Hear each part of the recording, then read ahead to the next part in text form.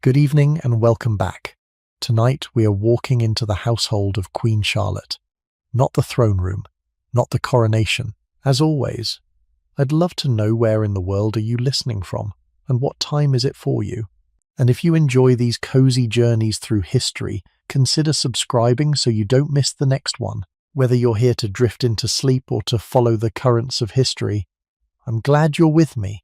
Not the public face of the monarchy, the private machinery, the women who dressed her, attended her, raised her children, kept her secrets, and sometimes, quietly, suffered for the privilege of doing so. There was a rule at her court. No one sat in the Queen's presence. Not the duchesses who served as her ladies of the bedchamber. Not the women who had attended her for 20 years. Not the gentlewoman who had been working the dressing rituals since dawn. You stood. You stood through the morning. You stood through the afternoon. You stood when you were tired, when you were ill, when your feet ached, when your stays were cutting into your ribs. You stood until the Queen sat, or until the Queen left the room, and then, only then, were you permitted to sit yourself. Women fainted. Frances Burney described stretches of standing so long the strength left her legs. Some women lasted a single season and resigned. Some endured for 30 years. The pay was modest. The work was punishing. The privilege was beyond measure. To serve the Queen was the most prestigious post a woman could hold in Britain. It was also one of the most miserable, and the women who took those posts often had no real choice in the matter. Tonight we are going to meet them. We are going to meet the Duchess who arranged Charlotte's hair beneath the crown at her coronation in September of 1761. We are going to meet the German lady who arrived with her at 17 and was still running the household at her death 57 years later. A woman hated by every English servant she had ever known. A woman inexplicably loved by the Queen herself. We are going to meet the governess who raised all 15 royal children, and who in her spare time invented the educational jigsaw puzzle. We are going to meet the young sub-governess who received hundreds of love letters from a 16-year-old prince, kept every one of them, and handled the whole affair with an act of restraint that should be more famous than it is. We are going to meet Frances Burney, the most celebrated novelist of her generation. She walked into Buckingham House at 34. She walked out at 39 with her health broken, and a diary that still shapes every account of this court ever written. We are going to meet the daughters who called Windsor a nunnery. We are going to meet the daughter who almost certainly bore a child she was never permitted to name, and we are going to circle, slowly, toward the question the household asked in private and never resolved. The question of why the Queen loved the woman at the centre of her household whom no one else could bear. We are going to find out. As always, I would love to know where in the world you are listening from and what time it is for you, whether you are here to drift into sleep or to walk through the rooms of Charlotte's household beside the women who served her. I am glad you are with me, and if you have not yet subscribed, I would love it if you did, so that you never miss a story. It is September of 1761. The yacht is called the Royal Charlotte, renamed in honour of the woman she carries, and she has been at sea for 10 days when she should have 3. The North Sea has held her. Storms that would not break, winds that would not turn, a sky the colour of pewter for an entire week, and on the deck below the captain's cabin, a 17-year-old girl who has not been able to keep food down since they cleared the harbour at Cuxhaven. She is the new Queen of England. She has not yet met the king. Her name is Sophia Charlotte. She is the youngest daughter of the Duke of Mecklenburg-Strelitz, a small German principality on the Baltic that almost no one in England has heard of. She is here because George III, 23 years old and 3 months on the throne, has chosen her for his wife. He has chosen her without meeting her. He has chosen her on the recommendation of his envoys, who have travelled across the continent assessing the available princesses. They reported back that Charlotte of Mecklenburg-Strelitz is plain, healthy, intelligent, Protestant, and unlikely to make trouble. George has read the reports and approved the match. The portrait that arrived with the recommendation showed a thin face with intelligent eyes. He found it acceptable. The negotiations were concluded. The yacht was sent, and the girl on board the yacht has spent her 10 days at sea trying to learn the English alphabet from a chaplain who is almost as seasick as she is. She speaks no English. She is being sick into a basin held by one of the 2 German ladies she has brought with her. The basin is emptied and brought back. She is going to marry a man she has never seen and rule a country whose language she does not speak. And she is going to do it within 48 hours of stepping off this boat. And she is 17. She had left Strelitz on the 17th of August. The departure had been a long, careful thing arranged over months by her brother, the reigning duke, and supervised on the day itself by her mother, who was already a widow and who would never see her daughter again. There had been a final dinner. There had been the small farewell concert that the family had arranged, with the young court musician playing the harpsichord, and Charlotte herself singing the part she had been learning since the spring. There had been the gathering of trunks, the careful packing of the linens she would take with her, the inventory of the small private books she would not be parted from. The library at Strelitz was modest, but Charlotte had selected from it what she most loved: a volume of German hymns, a small French testament, a book of botanical engravings that she had pored over since she was 12. The trunks had gone ahead of her in the wagons.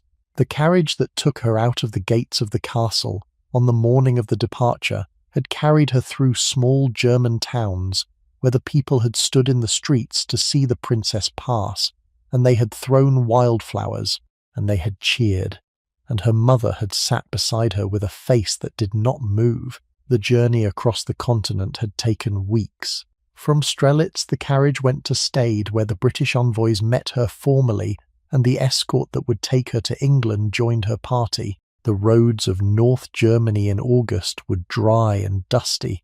The inns were modest. The people who came out at every village to look at her were respectful and curious, and a little, perhaps, in awe.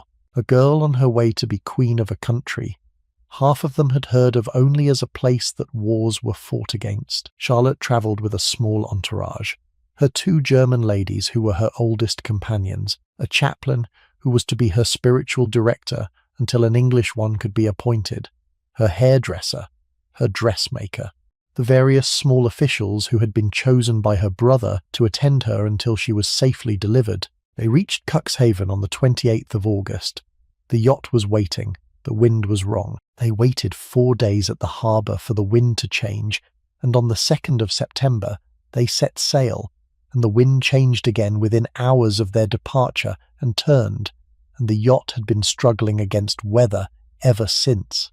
The 10 days at sea were the longest period she had ever spent in a single confined space. The cabin she had been given was the captain's ceded to her by virtue of her rank, and it was small enough that she could touch both walls when she stretched out her arms. The bed was bolted to the floor. The single window, which the captain had assured her would give her a fine view of the open sea, was shuttered for most of the voyage against the spray that came over the deck in the heavier weather. The light in the cabin came from a single oil lamp swinging on a hook, and the swing of the lamp described, for 10 days, the slow heaving rhythm of a ship that could not find the wind it needed. Charlotte had brought her books. She tried to read them. The motion made her ill. She tried to learn the English alphabet from the chaplain. The motion made him ill. She tried to embroider a small piece of work she had begun in Strelitz. The light was too poor, and her hands were too unsteady. She tried in the end to sleep, and the sleep, when it came in fragments that lasted an hour or 2, and were broken by the ship's bells, and by the sound of feet on the deck above her, and by the small dreams of 17-year-old girls being carried away from everything they have ever known. She was not in despair. She had known, from her early teens, that she would marry a foreign prince and live in a foreign court. She had been prepared for it, as her sisters it, by the careful instruction of governesses who had taught her the languages and the manners and the small religious certainties that a princess of a small German house was meant to carry into her marriage. She did not think in the cabin of the Royal Charlotte, that she had been wronged. She thought she was tired and sick, and she thought she would be glad when the voyage ended, but she did not think, in any deeper sense, that the life she was being carried towards was the wrong life. It had been chosen for her, and she had accepted it, and she was, in the small, careful way that she had been trained to be, ready. The Royal Charlotte was meant to land at Greenwich. The storms have made that impossible. The captain, on the morning of the 7th of September, makes the decision to put in at Harwich instead. The news is sent ahead by fast rider. The women who have been waiting at Greenwich for 3 days are now tearing through the Essex countryside in carriages that were not built for speed. There are 2 of them, and they are the first of the women who will define Charlotte's English life. The Duchess of Ancaster, mistress of the robes, the senior lady of the Queen's new household. She is 43 years old. She has been told to dress this child, crown her, and present her to the country as the Queen of Great Britain.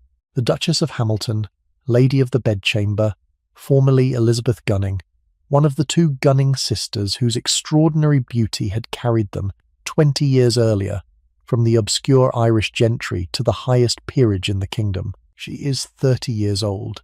She is the woman the court has chosen to be Charlotte's first companion in her new country. Both women have been waiting on docks and in inn yards for the better part of a week. Both women understand that the next 3 days will determine whether the new queen begins her reign with allies or with a wall. They reach Harwich in the late afternoon. The yacht is in port. The girl is on land.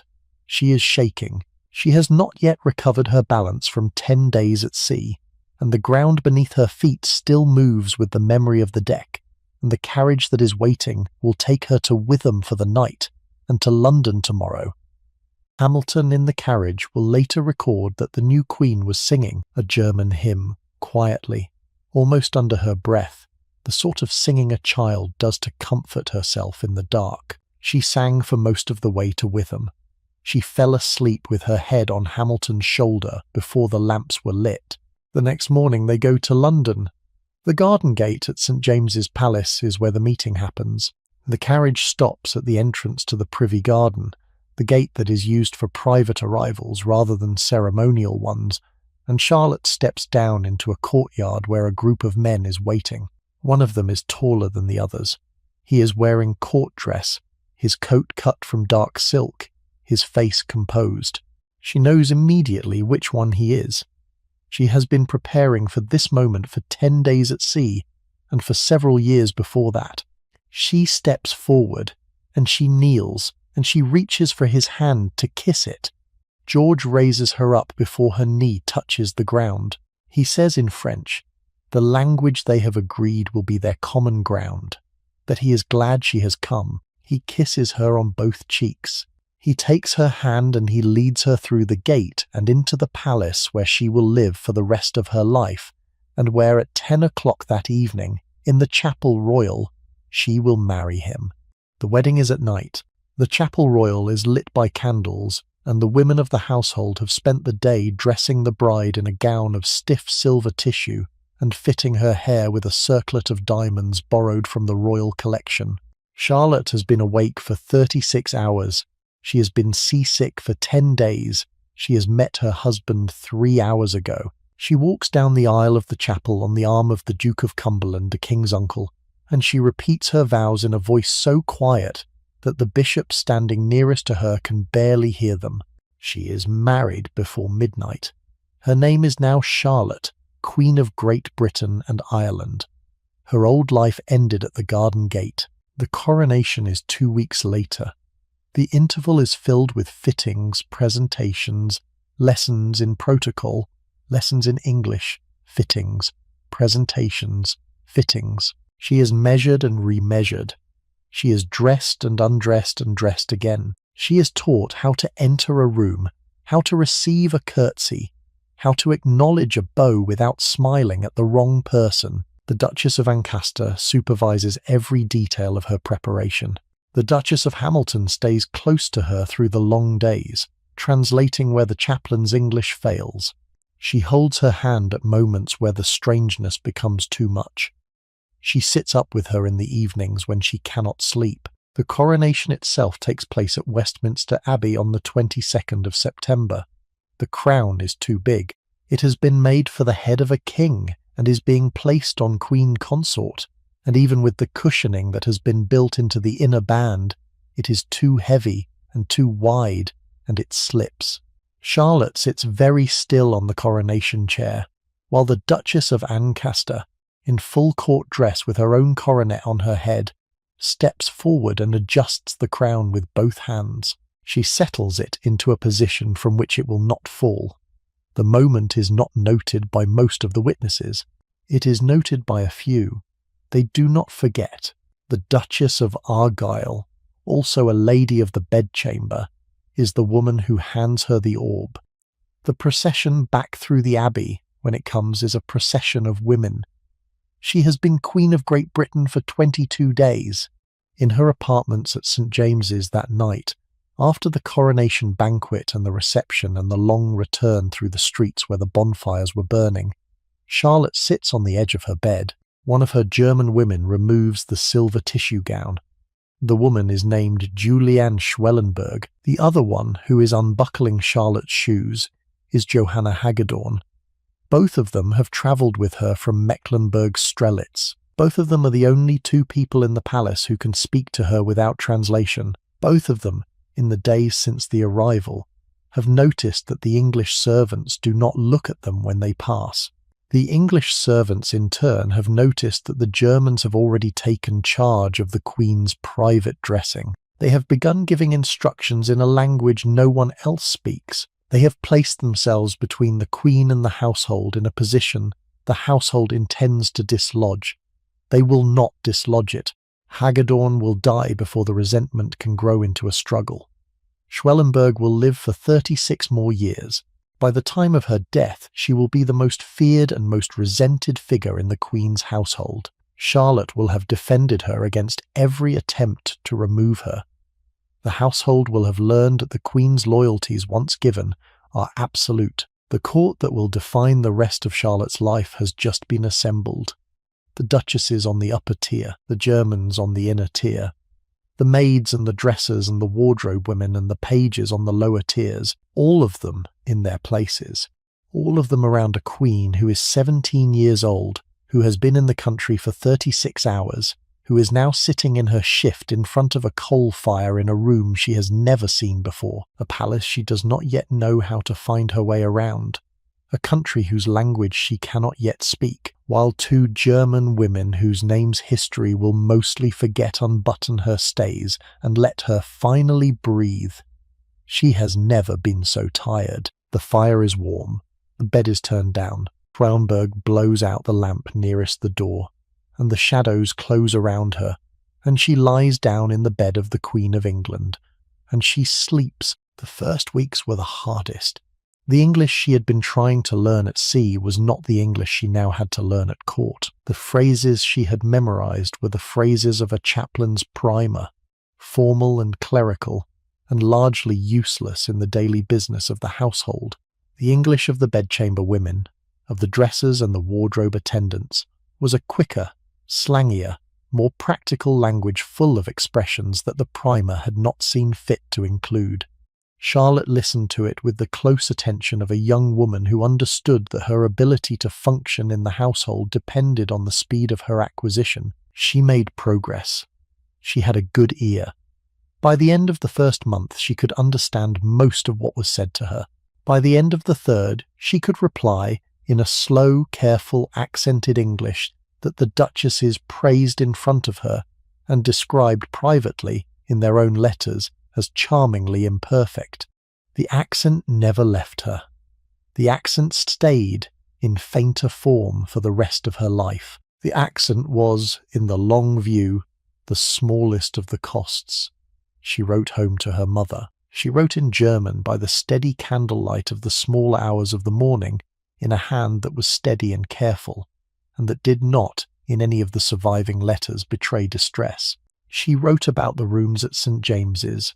She wrote about the gardens at Buckingham House, the new residence the king had bought for her in the early months of the marriage, the place that would become her favourite of all the royal houses. She wrote about the weather, which she found grey. She did not write about the loneliness. The loneliness was the part of the experience for which she had no language, and she did not think it would do her any good to find one. The king was kind to her. This was the small saving fact of those first months. He had been told that the princess he had chosen was plain, and he had accepted the description. When she stepped down from the carriage at the garden gate, and he saw her for the first time, he saw a thin, slight, intelligent-looking girl with a wide mouth and a long nose, and he saw also, almost immediately, that she was frightened. He set himself to make her less frightened. He spoke to her in French. He led her by the hand. He stayed with her at the wedding supper longer than the protocol required, and told her, in a quiet aside, that he was glad she had come. In the days that followed, he visited her in her apartments. He sat with her. He brought her small presents that he had chosen himself, a book in French because he had been told she liked to read, a small enamel box, a piece of music for the harpsichord. He did not press her. He did not, in those first weeks, make any of the demands a husband might have made on a young wife in their position. He waited. He was 23. He had been told that the marriage was for the producing of heirs, and he understood that would have to wait until the wife was no longer afraid of him. He gave her time. The court watched him do it, and in the small, private way of a court that has been waiting to see how the new king will manage, was impressed. The pregnancies began within the year. The Prince of Wales was born in August of 1762, 10 months and a few days after the wedding, and from that moment until the autumn of 1783 the Queen would be either pregnant, recovering from a pregnancy, or about to begin one. There would be 15 children in 21 years. 13 would survive into adulthood, 2 would not. The body of a Queen of England in the late 18th century was, in the most precise sense, a productive instrument, and Charlotte's body was given to that production with a regularity that the household took for granted, and that the Queen herself, if she ever resented it, did not record. The lying-in chamber was a particular space. It was not the bedchamber where the Queen slept on ordinary nights. It was a separate room prepared for each confinement, hung with new tapestries to prevent draughts, fitted with a particular bed, equipped with a small adjacent room where the women who attended the birth could rest in shifts during the longer labours. The Queen entered the lying-in chamber some weeks before the expected birth and remained there until the official churching some weeks after. The whole process, from the announcement of the pregnancy to the public appearance of the Queen with her new child, occupied months of the court calendar and required the suspension of all the Queen's other duties. The drawing rooms were postponed. The visits to the country houses were cancelled. The household contracted around the central event of a body that was about to produce another heir. The women who attended the births were a particular set within the household. The midwife, who was a senior practitioner of her trade, came in from outside the household for the actual delivery. The royal physicians, who were men, attended in an adjacent chamber and entered only when summoned. The senior dressers were present throughout the labour. The lady of the bedchamber on duty was present at the births. The German ladies, Schwellenberg and her successors, were always present. The Queen was attended, in the most private hours of her life, by a female establishment that knew her body better than any other group of people in the country. The women held her hand. The women bathed her face with cool water. The women received the children as they came. The household kept the records. The wardrobe accounts of every confinement, the linens used, the bandages, the ointments, the small particular items that the period understood to be needed, are all preserved. The patience of the women who attended the Queen across 15 confinements is preserved with them. The Queen was a good patient. She was strong. She came through her labours in most cases without serious complication. She produced children whom the doctors pronounced healthy. She fed them at first herself, in the early weeks of the eldest children, before the household persuaded her that the demands of her position required the use of wet nurses. She handed each new child after the first weeks into the care of Lady Charlotte Finch, who was waiting in the schoolroom on the second floor with the educational toys she had been preparing for them. The pattern was set, the pattern repeated, the pattern produced by the autumn of 1783, the largest royal nursery in living English memory. Each child had a christening. Each christening was an event. The senior ladies of the household stood as proxies for the godparents, who could not, by virtue of being foreign sovereigns, attend in person. The carriages of the great families lined up in the courtyard at St. James's. The chapel royal was decorated. The names were chosen by the king and queen together, in a series of small private discussions in the apartments where the names of the previous children were being added to. Charlotte, after her own mother. Augusta, after the king's mother. Elizabeth, for the princess she had hoped to be like. The names accumulated, the household calendars filled with the birthdays of the royal children, 15 birthdays a year by the late 1770s, each one observed with a small private celebration in the apartments and a more public observance in the household at large. The years of Charlotte's 20s and early 30s were, in this sense, the years of a body in continuous service. The intellectual life she had brought from Strelitz, the love of music and of botanical illustration, and of the careful reading she had been raised to, persisted in the small intervals between the confinements. She continued to read. She continued to play the harpsichord. She continued to sit for portraits, including the great series by Alan Ramsay and later by Thomas Gainsborough that record her face across the years of the childbearing, the same intelligent eyes growing slightly tired around the corners, the same composed mouth, the same straight bearing. She did not change. She had been a young woman of careful self-possession at 17, and she became, across the years of her 20s, a queen of careful self-possession at 30. The body did the work. The mind held the rest of her together. The household revolved around both, and the women who attended her grew older with her, and the German ladies in particular grew, with each year, more entrenched in the inner positions that no amount of English resentment was ever going to dislodge them from. To understand what it meant to serve Queen Charlotte, you have to understand the ladder. The household was a structure with layers, and each layer had its own duties, its own privileges, its own salary, and its own degree of nearness to the Queen herself. A woman knew her place in this structure with a precision that no organizational chart in modern life can match. Every appointment was a negotiation. Every promotion was a victory. Every demotion was a public disgrace. At the top stood the mistress of the robes. She was always a duchess. She was the social pinnacle of the female household, the woman who outranked every other lady in the Queen's service. She received the largest salary, somewhere in the region of £900 a year in the early reign, and she was never expected to do the actual work of dressing the Queen.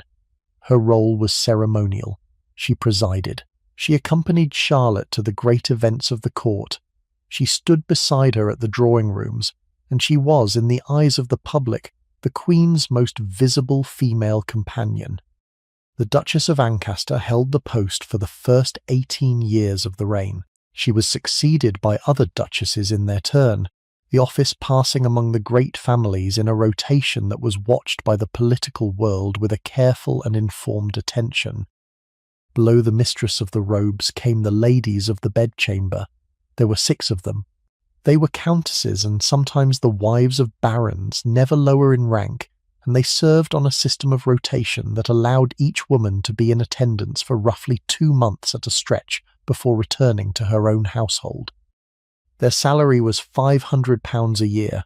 Their duties were to attend the Queen at formal occasions, to accompany her on visits, to receive callers on her behalf when she was indisposed, to hand her a fan or a glass of water when she required one.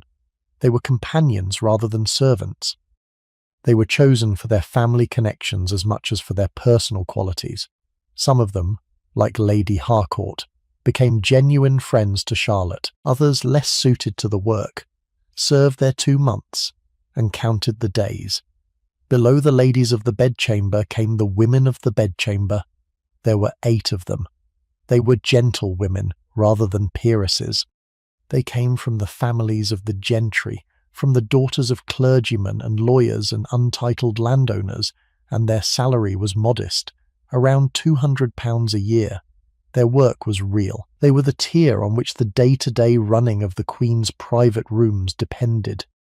They carried the messages, they ordered the wardrobe, they corresponded with tradesmen, they organised the small purchases and arrangements that the bedchamber ladies were too grand to handle. A woman in this tier was busy. And then, set apart from the English ladder altogether, were the keepers of the robes. This was Charlotte's innovation, and it was deeply resented. The post did not exist in the household of her predecessor. Charlotte created it for the 2 German women she had brought with her, and she defended it for the rest of her reign against everyone who tried to abolish it. The keeper of the robes had access to the Queen's private dressing. She had access to the Queen's private correspondence, the seals broken on the Queen's personal letters before they reached her hand. She had access to the Queen's small economies, the household accounts, the private gifts. She had access, in short, to the Queen herself, in a way that the great English duchesses with their grand ceremonial titles did not. The mistress of the robes saw the Queen at the drawing room. The keeper of the robes saw the Queen in her shift. The English household understood the difference. The English household never forgave it. There were 2 keepers of the robes by the 1780s. The first keeper was Juliane Schwellenberg, the woman who had stepped off the yacht at Harwich. She had risen through the ranks across 2 decades, and she had risen because Charlotte placed her there and would not let her be moved. The second keeper, after a series of earlier holders, was Frances Burney. We will meet her properly in time. Below the keepers came the maids of honour. There were 6 of them. They were unmarried. They were young, usually between 18 and 25, and they were, in effect, the marriage market in residence. They lived at the palace. They ate at the palace. They were presented at every drawing room and seen by every eligible courtier and visiting nobleman, and the salary of £200 a year was less the point than the access. A girl who came to court as a maid of honour came to find a husband, and most of them found one within a few seasons, and the post turned over with a regularity that the household took for granted. Their duties were light. They walked behind the Queen in processions. They handed her her gloves. They were ornamental. They were strategic. They were watched. Below the maids of honour came the women whose work was less visible and more constant. The sub-governesses who ran the schoolroom under the senior governess of the royal nursery, and whom we will meet in detail. The wardrobe women who actually fetched the gowns from the presses, who steamed the silks, who polished the buckles, who dressed the Queen's hair under the supervision of whichever German lady was on duty. The necessary women whose existence the household preferred not to think about, and whose duty was to empty the chamber pots and change the linen, and remove the slops in the early hours of the morning before anyone else was awake.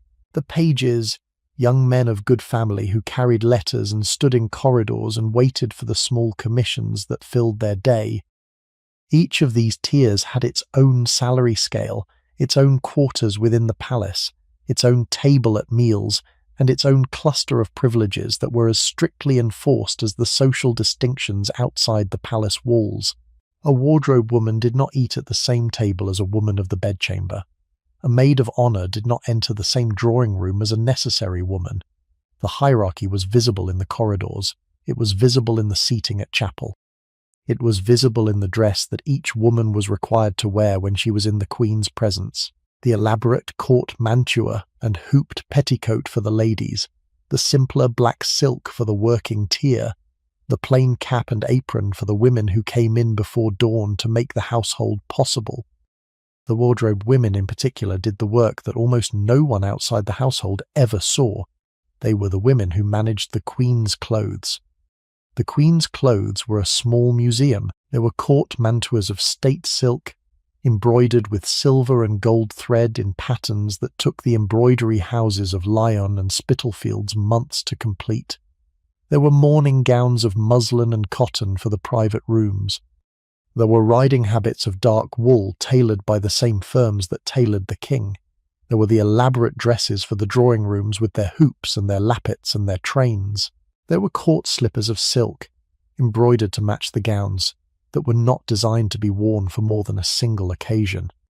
There were stays layered and laced and weighted with whalebone that required the assistance of two women to lace properly. There were stockings of fine silk and of finer silk and of finest silk, ranged in their drawers in the wardrobe room according to the occasion they were to be used for. The wardrobe was a working library of textiles, and the women who maintained it were the librarians. They knew by long practice which gown went with which underpinning. They knew how to fold the silks so that the creases would fall out before the queen was due to wear them. They knew how to lift a stain from a cuff without damaging the embroidery. They knew the small repairs that the ordinary wear of a queen's clothing required, and they knew which damage was beyond repair and would require the gown to be set aside for unpicking and reuse. They knew when the queen returned from a wet day in the carriage with the hem of her gown muddied, exactly what to do to have the gown ready again for her next appearance. The senior wardrobe women had been doing this work since they were girls. They had come into service in their teens.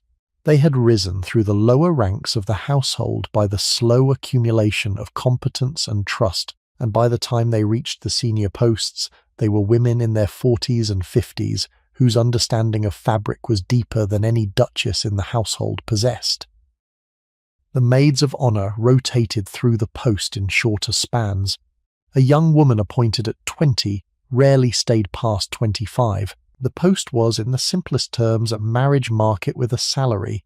Mary Hamilton herself had been preceded into the household by a string of young women whose names the contemporary newspapers tracked with close interest. Caroline Vernon, the daughter of Lord Vernon, had been a maid of honour in the early 1760s and had married a baronet within 2 seasons. Charlotte Dive, the niece of a bishop, had served for 3 years and had married a member of Parliament. The progression was conventional.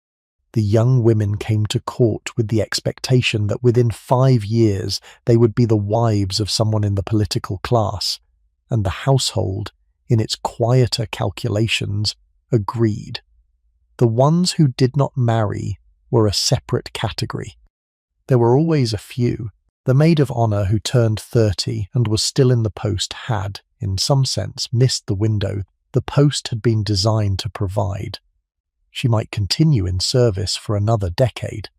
She might transfer to one of the working tiers below the bedchamber if she had the temperament for it. She might retire to her family's house in the country and live the remainder of her life on a modest annuity that the household provided to long-serving maids who had not made the transition the household had expected of them. The household tracked these careers with its quiet patience. The records of the maids of honour, kept across the decades by the master of the household, are a list of names that scrolls past in the long parade of young women who came and went, and were, in most cases, replaced before anyone outside their immediate families remembered they had been there. The dresses were the working core of the Queen's most intimate ritual. There were 4 of them at any time, in addition to the German keepers, and they served on a daily rotation that placed 2 of them in the Queen's apartments at any moment of her active hours. Their duty was the dressing itself. The lacing of the stays, the pinning of the petticoats, the arrangement of the gown over the underpinnings, the fitting of the lappets, the placing of the cap, the pinning of the hair, which in the early reign was done in the Queen's own hair, and in the later reign over a small cushion that gave the hair its required height. The dressing was a long performance. It was performed twice a day on ordinary days, 3 times a day on days with a major event in the evening, sometimes 4 times a day in the busiest weeks of the court calendar. The dressers held the pins in their mouths while their hands worked. They moved without speech. They worked when the Queen was in a thoughtful mood, in a silence that the entire room observed. They worked when the Queen was talking, with the quiet attention of women who had been trained to listen without appearing to listen. They were the household specialists, The names of these women survive in the household accounts. Mrs. Egerton, Mrs. Thielke, who came over from Mecklenburg with the Queen as a young dresser and stayed for 42 years. Mrs. Beckerdorf, another German dresser of long service. Mrs. Hutchinson, the senior English dresser of the Middle Reign. They are listed in the wardrobe accounts with their salaries, their perquisites, the small gifts the Queen had ordered for them at Christmas and on their birthdays. They are listed in the death notices when their long service ended. They are not in any account that the public ever read. The figures who appear in the histories, they are the figures the histories were impossible without. The necessary women came in before dawn. They lit the fires. They emptied the chamber pots. They carried away the slops in covered buckets through the back stairs that ran behind the Queen's apartments and led down to the courtyards where the household refuse was managed. They changed the linen. They scoured the surfaces. They were gone before the Queen woke. The household preferred not to acknowledge their existence. They were paid less than the wardrobe women and were given quarters in the lower floors of the palace, in rooms shared with the kitchen staff and the laundry women, and they were the lowest paid and least regarded of the women whose work the household required. They were also, in the strict sense, the women without whom the upper rooms of the palace could not have functioned at all. A queen who did not have her chamber pot emptied was a queen who would not be queen for very long. The pay for the lowest tiers was modest. A necessary woman received in the 1780s perhaps £15 a year. A wardrobe woman received perhaps 30. A senior dresser received 70. The figures rose by the small accumulated raises that long service produced, and the perquisites added to the cash, but the lowest tiers were paid, in real terms, what the household considered the going rate for women's domestic labour, which was less than what was paid to the men in equivalent positions, and which was, even by the standards of the period, modest. The compensation was the lodging. The compensation was the meals. A lady of the bedchamber received lodgings at the palace, free meals, the right to wear court dress at every public event, the right to call herself a member of the royal household for the rest of her life. A maid of honour received a furnished apartment, a horse from the royal stables when she rode out, the right to be seen, considered. A wardrobe woman received the cast-off gowns of the Queen, which were sometimes worth more than a year of her own wages, and which she was permitted to sell or to alter for her own use as her circumstances required. A page received an apprenticeship in the manners of court life that would in his subsequent career open every door he ever needed to enter. The whole household ran on a system of compensation that was as much about access and reputation as it was about money. The cash was modest, the associations were not. The politics was the part the public did not see.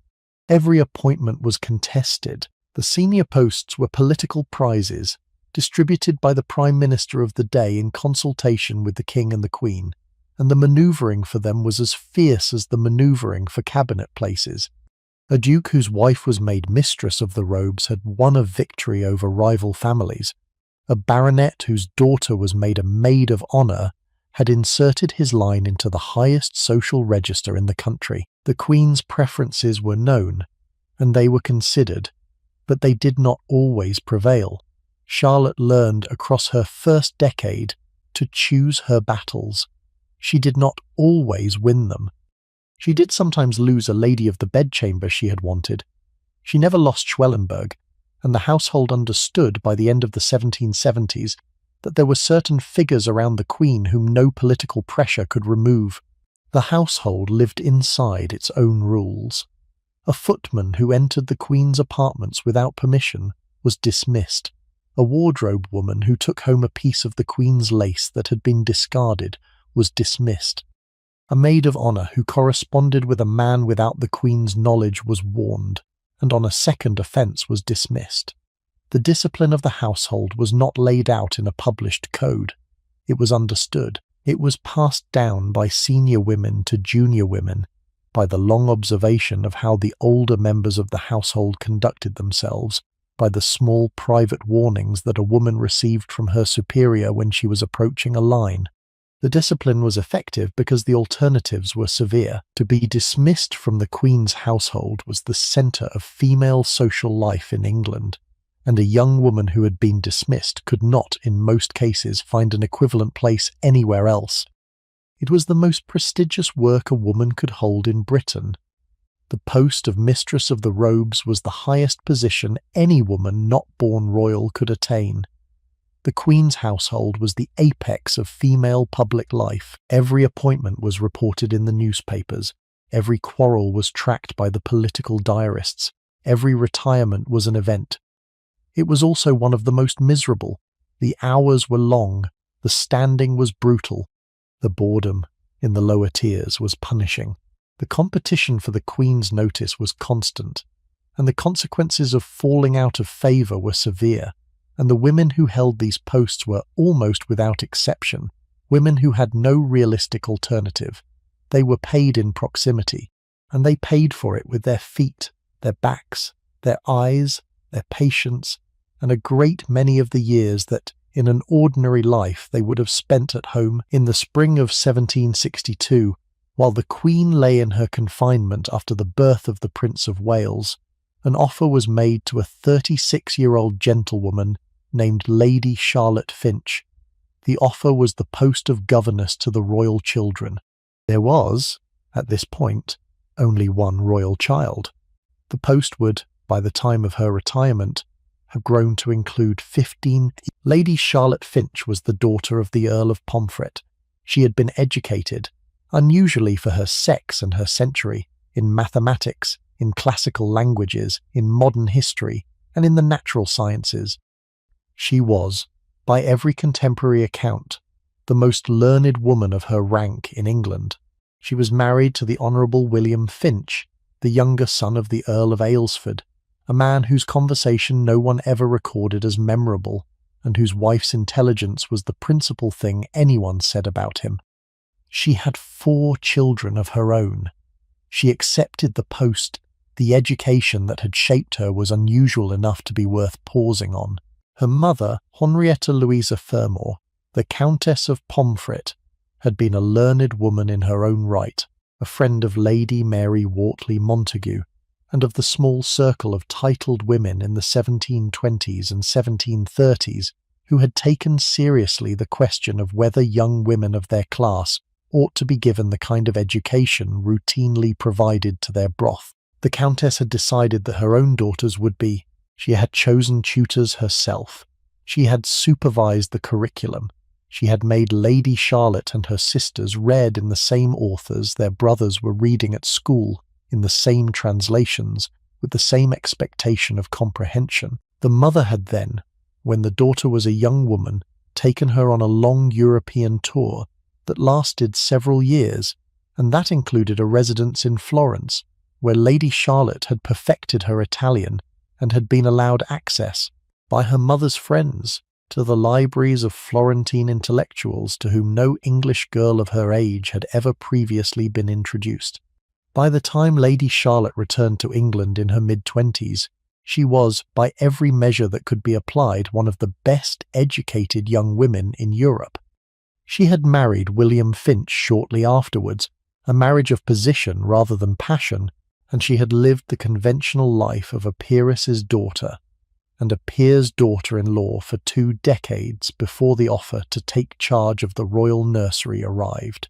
She accepted because her own 4 children were now mostly grown, because the post was the highest of its kind a woman could hold, and because she understood, with the practiced realism of a woman of her age and her education, the work she had been preparing for since she was a girl had at last been made available to her. She had spent her life in a society that did not, in any formal way, employ educated women. The royal nursery was, in the strict sense, the first institutional position of its kind that England had created for a woman of her qualifications. She would create the model. The model would shape the next century of English royal childhood. She would hold it for 30 years. The schoolroom at Buckingham House was on the 2nd floor, a long room with windows facing east. the morning light coming in across the rooftops of the city beyond. There were tables for writing, a stand for the globe, a press for the books, a fire that was kept burning from October to April, and a turkey carpet on the floor that was rolled up in summer and replaced with a cooler matting. The walls were painted a pale green. There were prints of the kings and queens of England on one wall. There were maps of the world on the opposite wall. There was, on a low shelf within reach of small hands, a collection of educational toys that Lady Charlotte Finch had commissioned herself and that the children were allowed to take down and play with under supervision when their lessons were done. The most famous of these toys, though almost no one in 1762 knew that they were going to become famous, were the jigsaw maps. The idea was hers.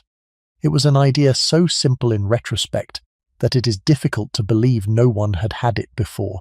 A map of Europe, mounted on a thin sheet of mahogany, sawed into pieces along the borders of the countries. A child who could not yet read could fit France into the space where France belonged, could fit Spain belonged, could learn the shape of the continent through the work of the hands rather than eyes.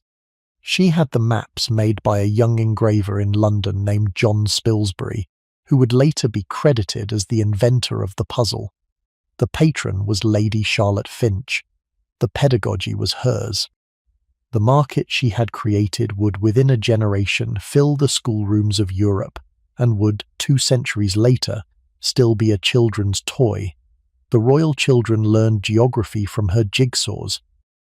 They learned arithmetic from counters, and from a small abacus that she had ordered specially. They learned to write on slates, and to read from primers that she had selected herself. She sometimes annotated those primers in her own hand to soften a phrase she found too harsh, or to add an explanation that the original printer had not thought to include. She taught the older children French. She taught the younger ones their letters. She supervised the work of the sub-governesses who took over each tier of the nursery as the children moved up through it. There were 3 sub-governesses by the late 1770s, and they were the working hands of the schoolroom under Lady Charlotte Finch's direction. Miss Frederica Planter, the eldest of the 3, was Swiss by birth and had been brought into the household for her command of French and German. She was reserved, precise, and not particularly warm, and the children who passed through her care remembered her clearly without remembering her with much affection. Miss Martha Goldsworthy was a different woman. The princesses called her Gully. The name was a diminutive that one of the small girls had invented and that the others had taken up, and it stuck, and it followed her through the whole of her 30 years in the household. Gully was warm. Gully was funny. Gully held the babies and sang to them and read to them in a soft Devonshire voice that the older princesses, in their letters from later life, would refer to as the sound of the schoolroom itself. The royal nursery would not have been what it was without her. The older princesses, in their letters home from their married lives in Germany or from their lodgings at Windsor, would still ask after Gully 30 years after they had stopped seeing her every day. The 3rd sub-governess, when she arrived, was the youngest of them. Her name was Mary Hamilton. She came into the household in the autumn of 1777. She was 21. She was the great-niece of the Duke of Hamilton, a connection that had not hurt her candidacy and that she carried lightly. She had been educated at home. She had read more widely than was usual for a young woman of her time, and she had a face that the prints of the period were too cautious to flatter, and that everyone who met her in life found striking. She was tall. She was self-contained. She had a way of listening that suggested she was assembling more information than the person speaking to her realized. She was put in charge of the younger princesses, the small girls who were too old for the nurse and too young for the schoolroom. She was popular with them within a week. She was also, within a year, the favourite of every adult who passed through that wing of the palace. Lady Charlotte Finch noticed her immediately. The senior governess wrote in a private letter that Miss Hamilton was the best appointment the household had made in a decade. The young woman had a gift for the children that could not be taught. Her instinct for what each child needed at each moment was more reliable than the instincts of women 3 times her age. The praise was high, it was earned. The princesses adored her. The Queen, when she came to the nursery to see her children, lingered to talk to Mary Hamilton in a way she did not linger with the other sub-governesses. The King nodded to her in the corridors. The household, without quite saying so, began to treat her as someone who would rise. The schoolroom ran on a daily rhythm that Lady Charlotte Finch had established in the first years, and that she did not allow to vary. The children rose at 6. They washed and dressed and ate breakfast in the nursery dining room. They were in the schoolroom by 9. They worked at their tables until noon. They had dinner at 1. They had a walk in the afternoon, weather permitting, in the gardens of Buckingham House, or, when the family moved there, the great park at Kew. They had more lessons until 5. They had supper at 7. They were in bed by 9. The rhythm was unvarying, and the children loved it for that reason. The world outside their nursery was a world of state ceremony and political crisis and fluctuating drama. The schoolroom was the one place where Tuesday looked exactly like Wednesday, looked exactly like Thursday, and the certainty was its own form of love. Discipline was firm and almost never harsh. Lady Charlotte Finch did not believe in beating children. She believed in the withdrawal of approval, in the look that registered disappointment without anger, in the brief and devastating sentence that ended with the child wishing it had not done whatever it had done. The children obeyed her because they wanted to please her, and her because she had made them feel, from their earliest memories, that her attention was the most valuable thing in the room. The nursery dispersed slowly. The Prince of Wales left it first, moved into his own apartments at the age of 12, given a household of his own, allowed to begin the long apprenticeship for the throne that would shape him into the figure the country was learning to dread. Frederick followed him, then William, then Edward. The boys went into their own establishments and the girls remained, and the nursery contracted around the daughters as the years passed. By the autumn of 1779, the Prince of Wales was 17. He had been out of Lady Charlotte Finch's care for 5 years. He had begun to spend his evenings at the theatre, and his nights at the houses of friends. His parents would have preferred he did not have. He had not yet committed any of the public scandals that would, in the coming decade, define him in the popular press, but the trajectory was visible to anyone in the household who was watching, and Lady Charlotte Finch was watching. She had raised him. She knew what he was becoming. She could not, by virtue of her position, do very much to prevent it. But the Prince of Wales still came to the nursery. He came to see his sisters. He saw Mary Hamilton. He was 17. He was, even in his unsteady early manhood, a charming boy when he wished to be, and he wished suddenly to be charming to her. He began to arrive at the schoolroom on excuses that fooled nobody. He began to write her letters. He began to send her presents. She did what no one in her position had been trained to do. She refused. She refused without offending him.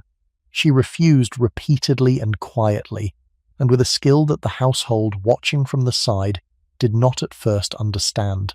It would by the end be remembered as the most extraordinary act of management ever performed by a sub-governess in the history of the English court.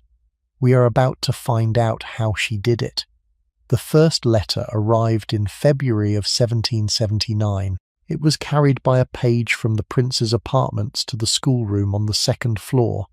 It was addressed to Miss Hamilton in a hand she did not yet recognise, and it was sealed with the personal seal of the Prince of Wales. The page waited for an answer. Mary Hamilton opened the letter and read it. She wrote a brief, polite reply that committed her to nothing. The page took it away. She filed the letter in a small cabinet she kept in her room. The cabinet would, over the next 18 months, fill with hundreds more. The Prince of Wales was 16 in February of 1779. He would turn 17 in the August of that year. He was already, by the standards of the household, difficult. He drank in the evenings. He gambled with his friends. He went to the theatre and stayed late, and came back to the palace by routes that the porters were instructed not to ask about. He had recently begun to call himself a man of feeling, a phrase that had been popularized by the novels of the period. He seems to have understood it as a license to feel everything to the maximum, and to insist that everyone around him acknowledge the feeling. He fell in love with women he had seen only across a room. He wrote them poetry. He sent them gifts.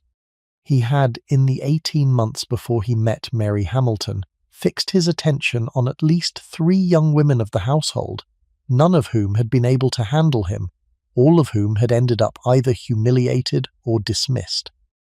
He sent the first letter at the start of February. The first letter was, by the standards of what would follow, mild. He addressed her as his sister. He wrote that he had observed her from a distance and admired her qualities. He hoped that she would consent to a friendly correspondence. He signed himself her affectionate brother. She replied that she would be honoured to correspond with His Royal Highness on the terms he had named.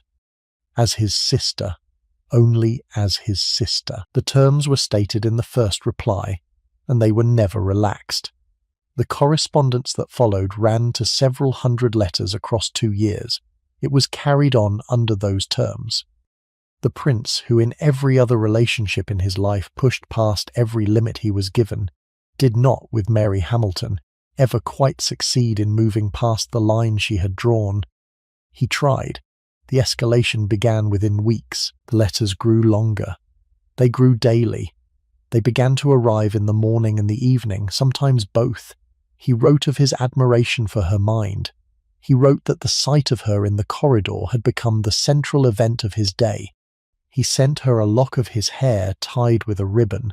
He sent her verses he had composed himself, verses that even his admirers would have admitted were not very good.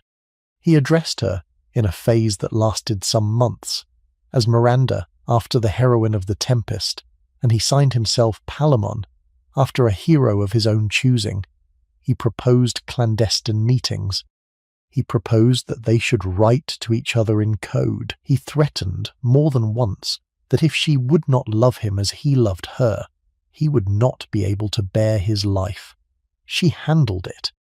She handled it the way an experienced negotiator handles a counterparty who has lost his composure, which is to say, she did not lose hers.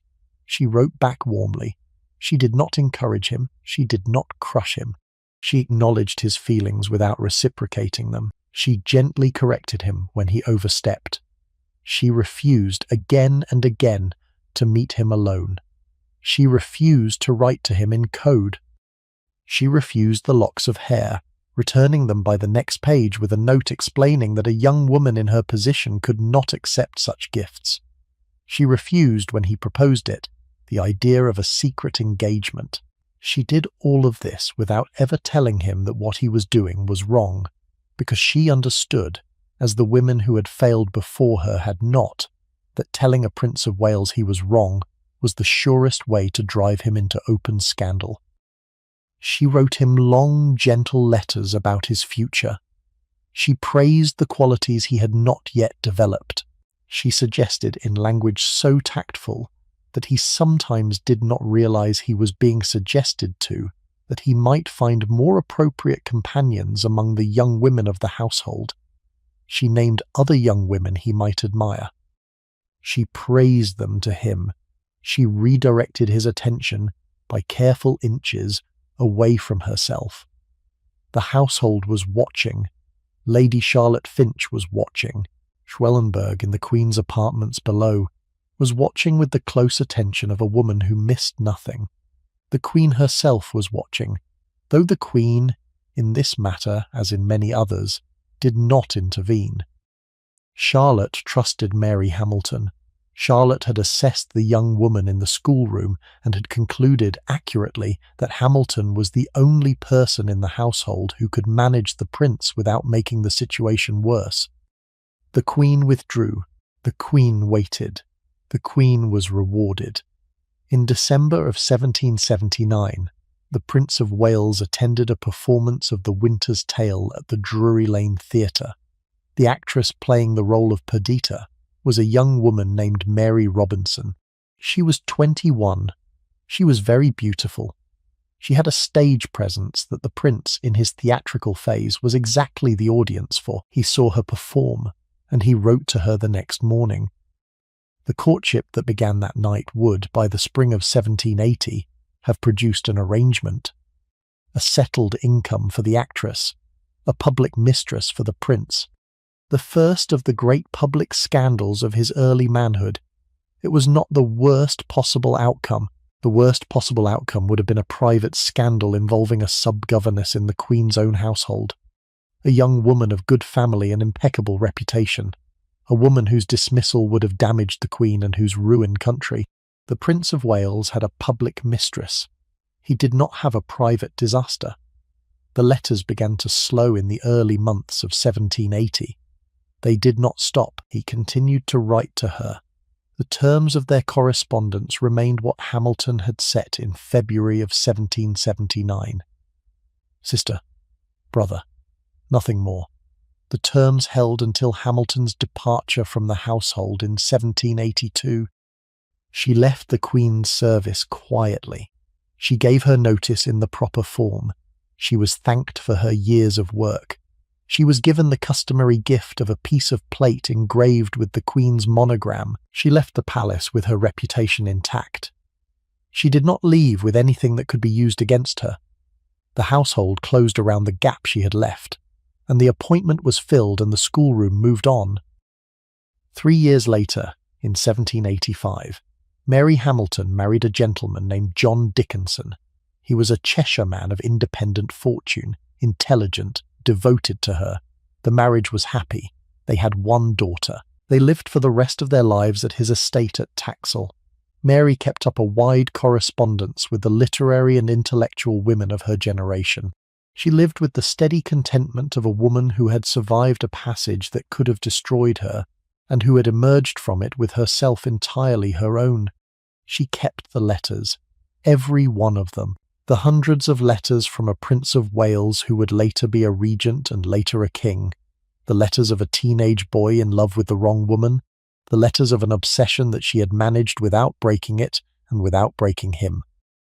She kept them in the cabinet she had carried from the palace. She kept them through her marriage and her widowhood and her old age. She did not show them. She did not destroy them. She kept them as evidence, perhaps, that she had been who she said she was, and that the prince, in his early youth, had been capable of feeling something more genuine than the public version of him would later suggest. The letters survived. They are now in a public archive. Anyone who wishes to read the full correspondence between the future George IV and the woman who refused him, in his own hand and in hers, can do so. The story they tell is the story of a young woman who at 23 did with a teenage prince what the rest of his life suggested no one else was ever quite able to do. She held the line. She kept his trust.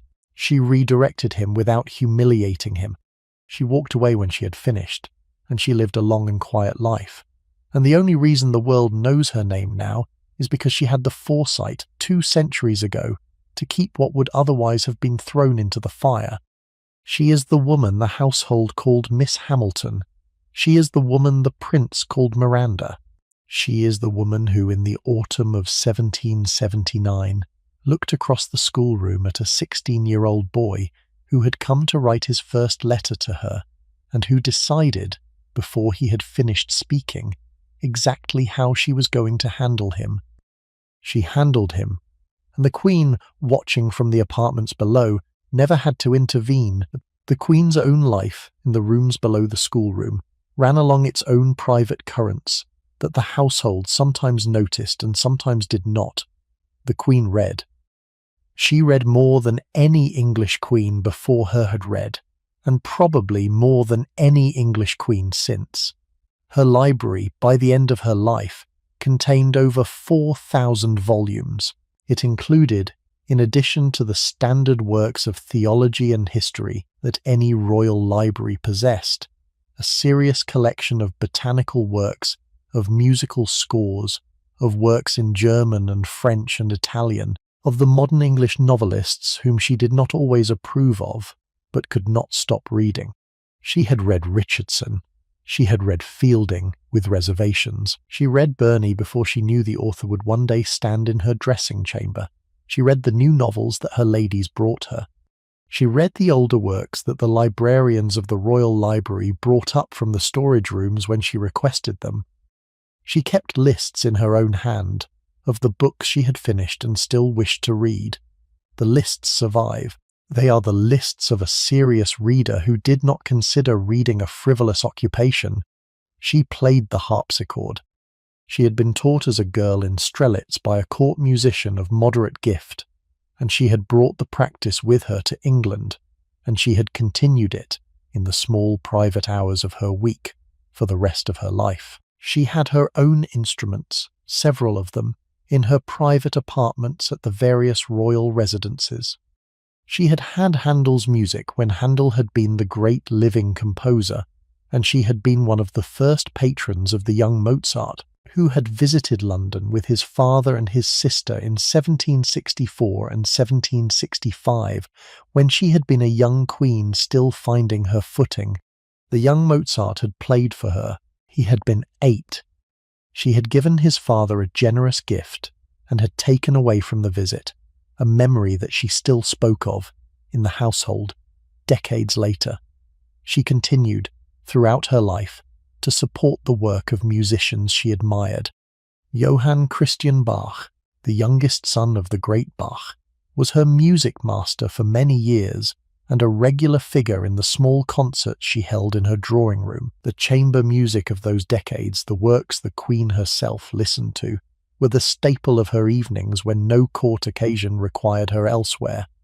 She kept a botanic garden at Kew.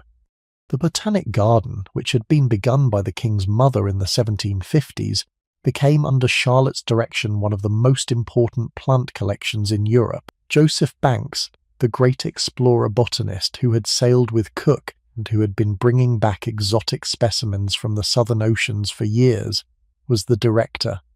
The Queen visited the gardens regularly. She had her favourite plants. She had named with Mrs. Delaney the small varieties they had been studying together. Frogmore was hers.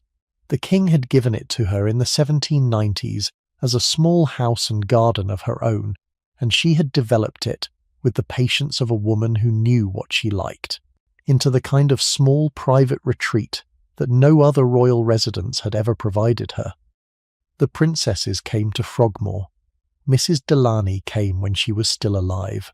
The Queen could be alone there in the way that the great houses did not permit.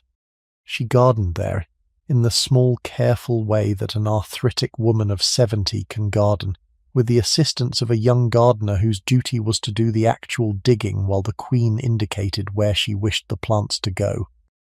The garden was the central pleasure of her late years. The garden was perhaps the only thing in her long life that she had built entirely for herself. There is in any household that exists for a long time a figure who becomes the silence at the centre of every conversation, the figure whom no one openly criticizes and no one privately defends, the figure whose name is dropped from a sentence the moment a senior person walks into the room. In the Queen's household in the 1780s, that figure was Juliane Elizabeth Schwellenberg. She had been with Charlotte for over 20 years. She would be with her for 16 more.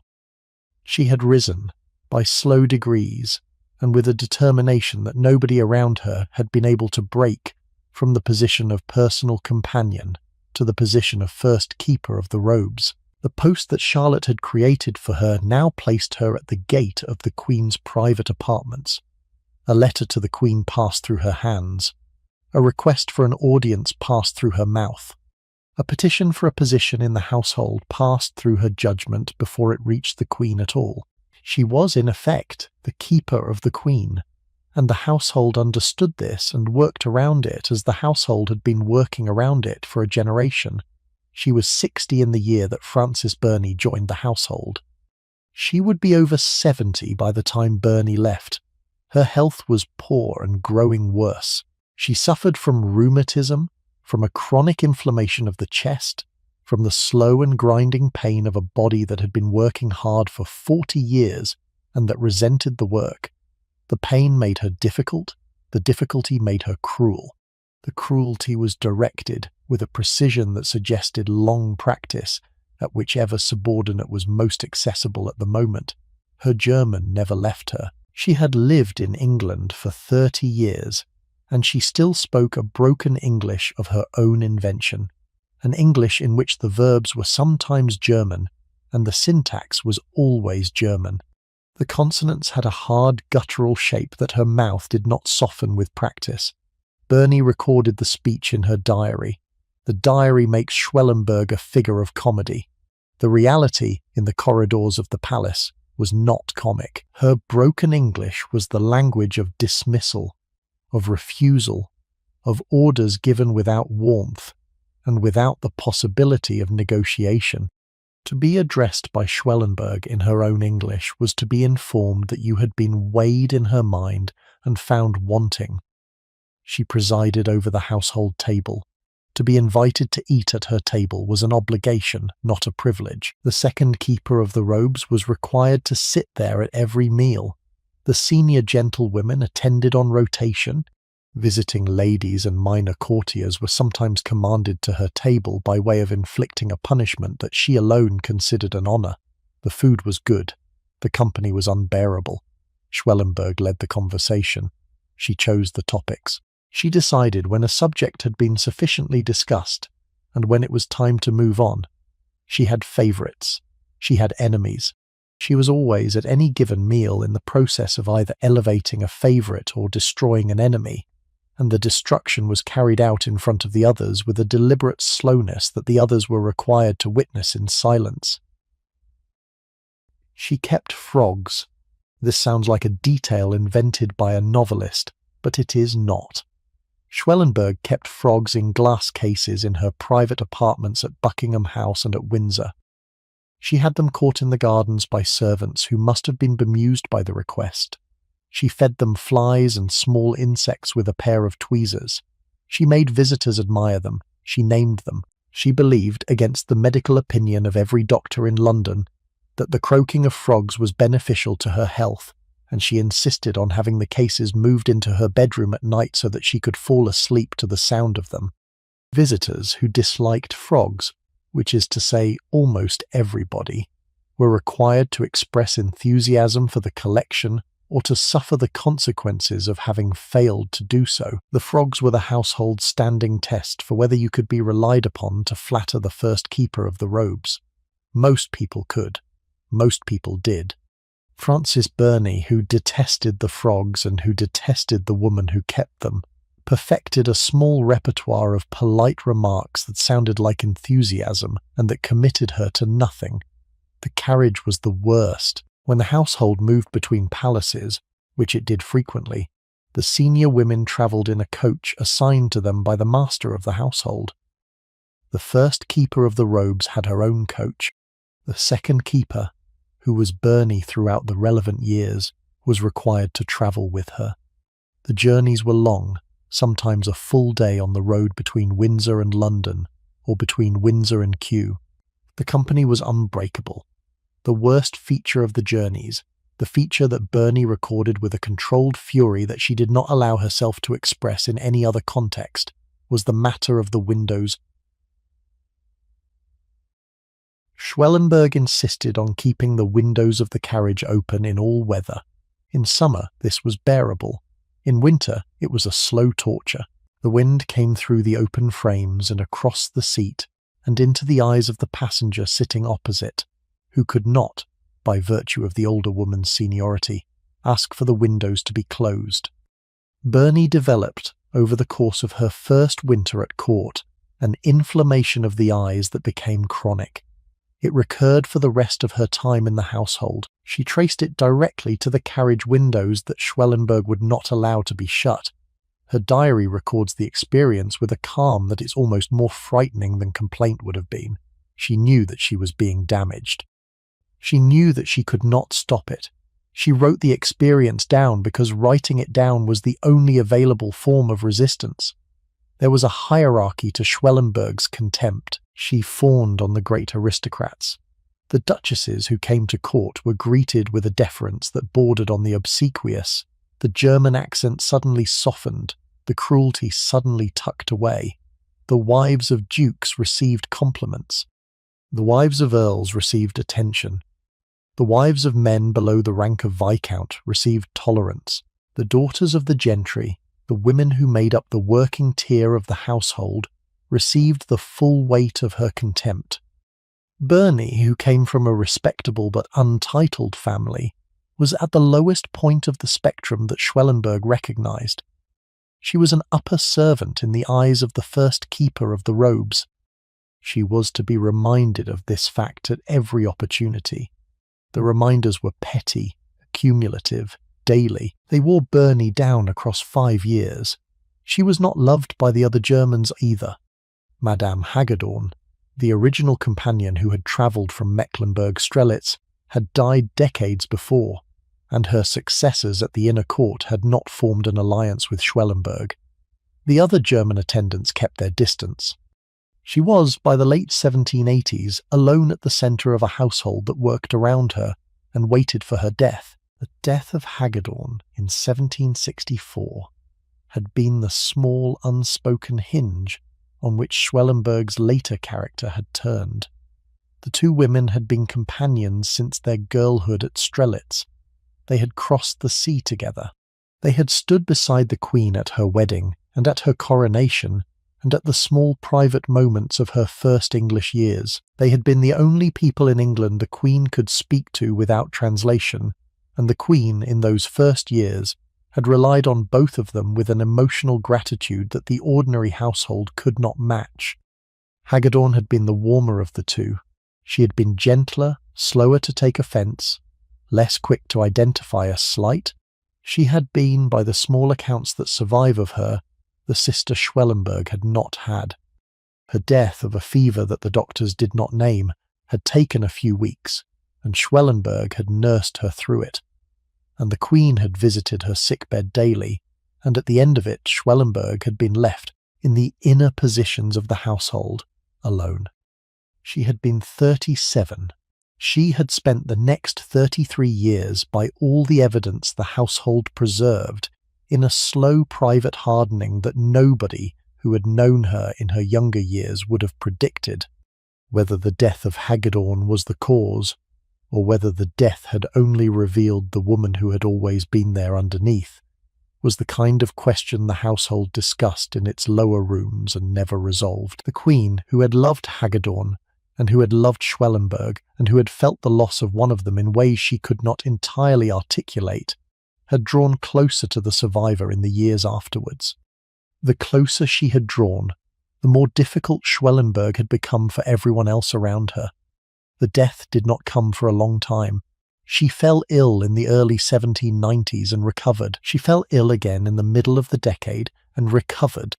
She lasted, as the malicious lasted in any household, by sheer tenacity and by the Queen's continued protection, and the household, watching her decline year after year, began to fear that she would, in the end, simply outlast all of them.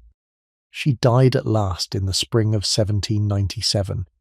She was a few weeks past her 70th birthday. The Queen was at her bedside. The reaction in the household was, on the surface, decorous. Mourning was put on. The proper letters of condolence were written. The proper services were attended. The household table that night and for several nights afterwards was conducted in a hush that even the most senior members did not break. But the relief, in the corridors and the lower rooms, was difficult to contain. A weight had been lifted. The corridors were lighter. The carriages on the road to Windsor had their windows closed. The frogs were given away to a curious clergyman who took them with their cases to a country parish where they were eventually allowed to escape into a pond and join the local population.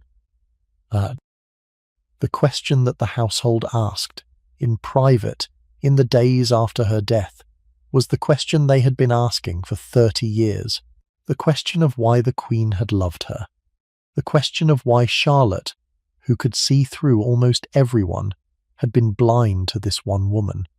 The answers proposed at the time were various. Loyalty to the country of her birth. Loyalty to the woman who had crossed the sea with her in 1761, a trust that had been formed in the first weeks in England, and that had hardened into a permanent fixture of the Queen's emotional life. A debt that the Queen felt she owed to the only person in the household who had known her since she was 17. None of these answers fully explained it. None of them ever would. The Queen had loved her, and the Queen had kept her at the centre of the household for the whole of her reign, and the only person who could have answered the question was Charlotte herself, and Charlotte never did. The household closed over the gap. The post of first keeper of the robes was filled. Bernie, who had left 5 years earlier, heard the news in her own home in the country and recorded it in her diary with a single carefully composed sentence that gave away nothing. The court that Schwellenberg had ruled by fear settled, almost imperceptibly, into something closer to peace. And Charlotte, who had loved her without explanation, mourned her without explanation, and walked, in the quiet weeks that followed, through a household that was, for the first time in decades, no longer afraid. Frances Burney was 34 years old in the summer of 1786. She had published 2 novels. The first, Evelina, had appeared anonymously in 1778 and had become an immediate sensation. The second, Cecilia, had followed in 1782 and had confirmed the reputation. She was, by any measure available to a woman of her age and class in England, one of the most celebrated authors of her generation. Dr. Johnson had praised her. Mrs. Thrale had taken her into the literary circle at Streatham. The Burney Parlour in St. Martin's Street, presided over by her father, the music historian, was one of the better-known intellectual rooms in London. She had a reputation. She had work in progress. She had, by the standards of an unmarried gentlewoman of moderate means, a life as good as the world was likely to offer her. In June of 1786, her father came to her with a proposal. The Queen had a vacancy in her household. The post was second keeper of the robes. The salary was £200 a year. The duties involved attending the Queen at her dressing, accompanying her on journeys and assisting in the management of her wardrobe. Dr. Burney had made inquiries and had been informed that the place could be hers. He thought she should take it. He thought, more accurately, that he wanted her to take it. The honour to the family would be considerable. The connection to the Queen would lift them all. He pressed his case with the genial, unbending obstinacy of a father who has decided what is best for a daughter and is now waiting for her to agree. Mrs. Thrale, by this time Mrs. Piozzi, and out of favour with the family for her remarriage, sent a warning that the post would destroy her. Mrs. Delaney, the elderly artist who was already a friend of the Queen's, and who had recommended Burney for the position, urged her gently in the other direction. Burney's own instinct was to refuse. Her instinct was overruled. She accepted the post in the second week of July. She took up her duties at Windsor on the 17th. She would write, 20 years later, that she had been led into the place by people who loved her. She would also write that the place had nearly broken her.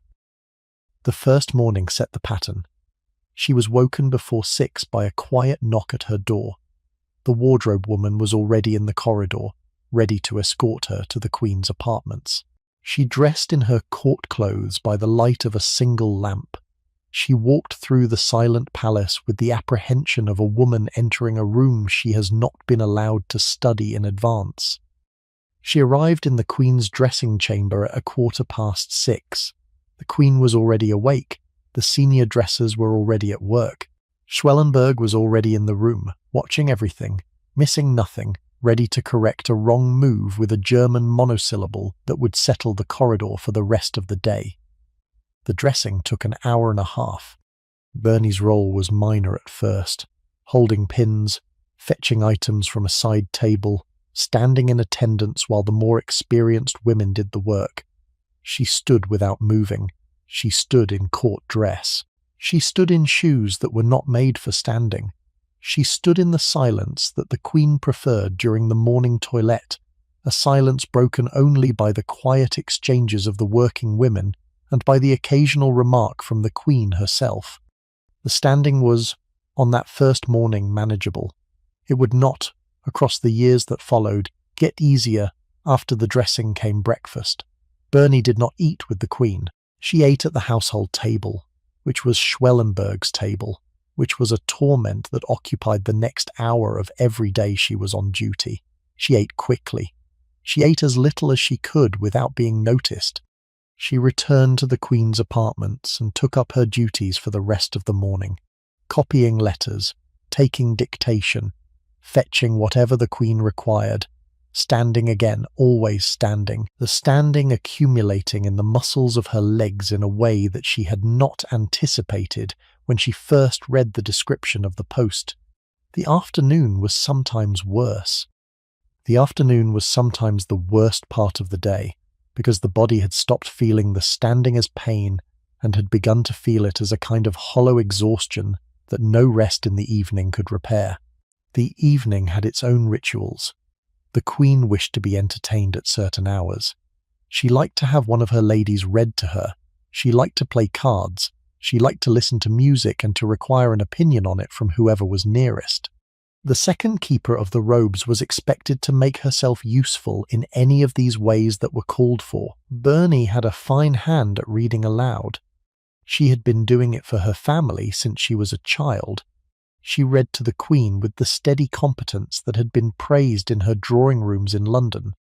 The Queen listened with the gentle attention of a woman who appreciated good reading, and the evenings, which were the part of court life that should have been a pleasure, were instead the part of the day when Bernie was most aware of how far she had come from the kind of evening she would have chosen. The boredom was the worst of it. The standing was painful.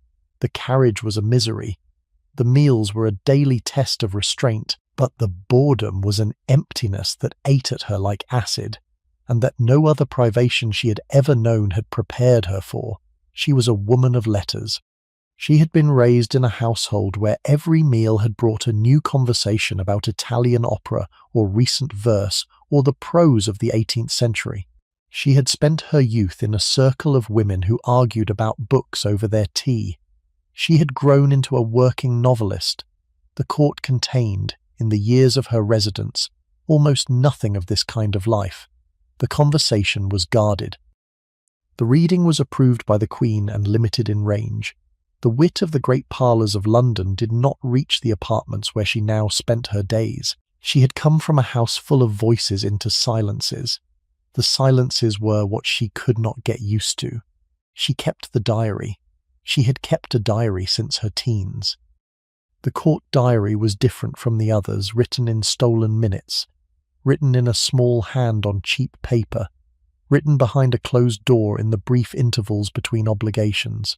It is the most extraordinary record of court life that the 18th century produced.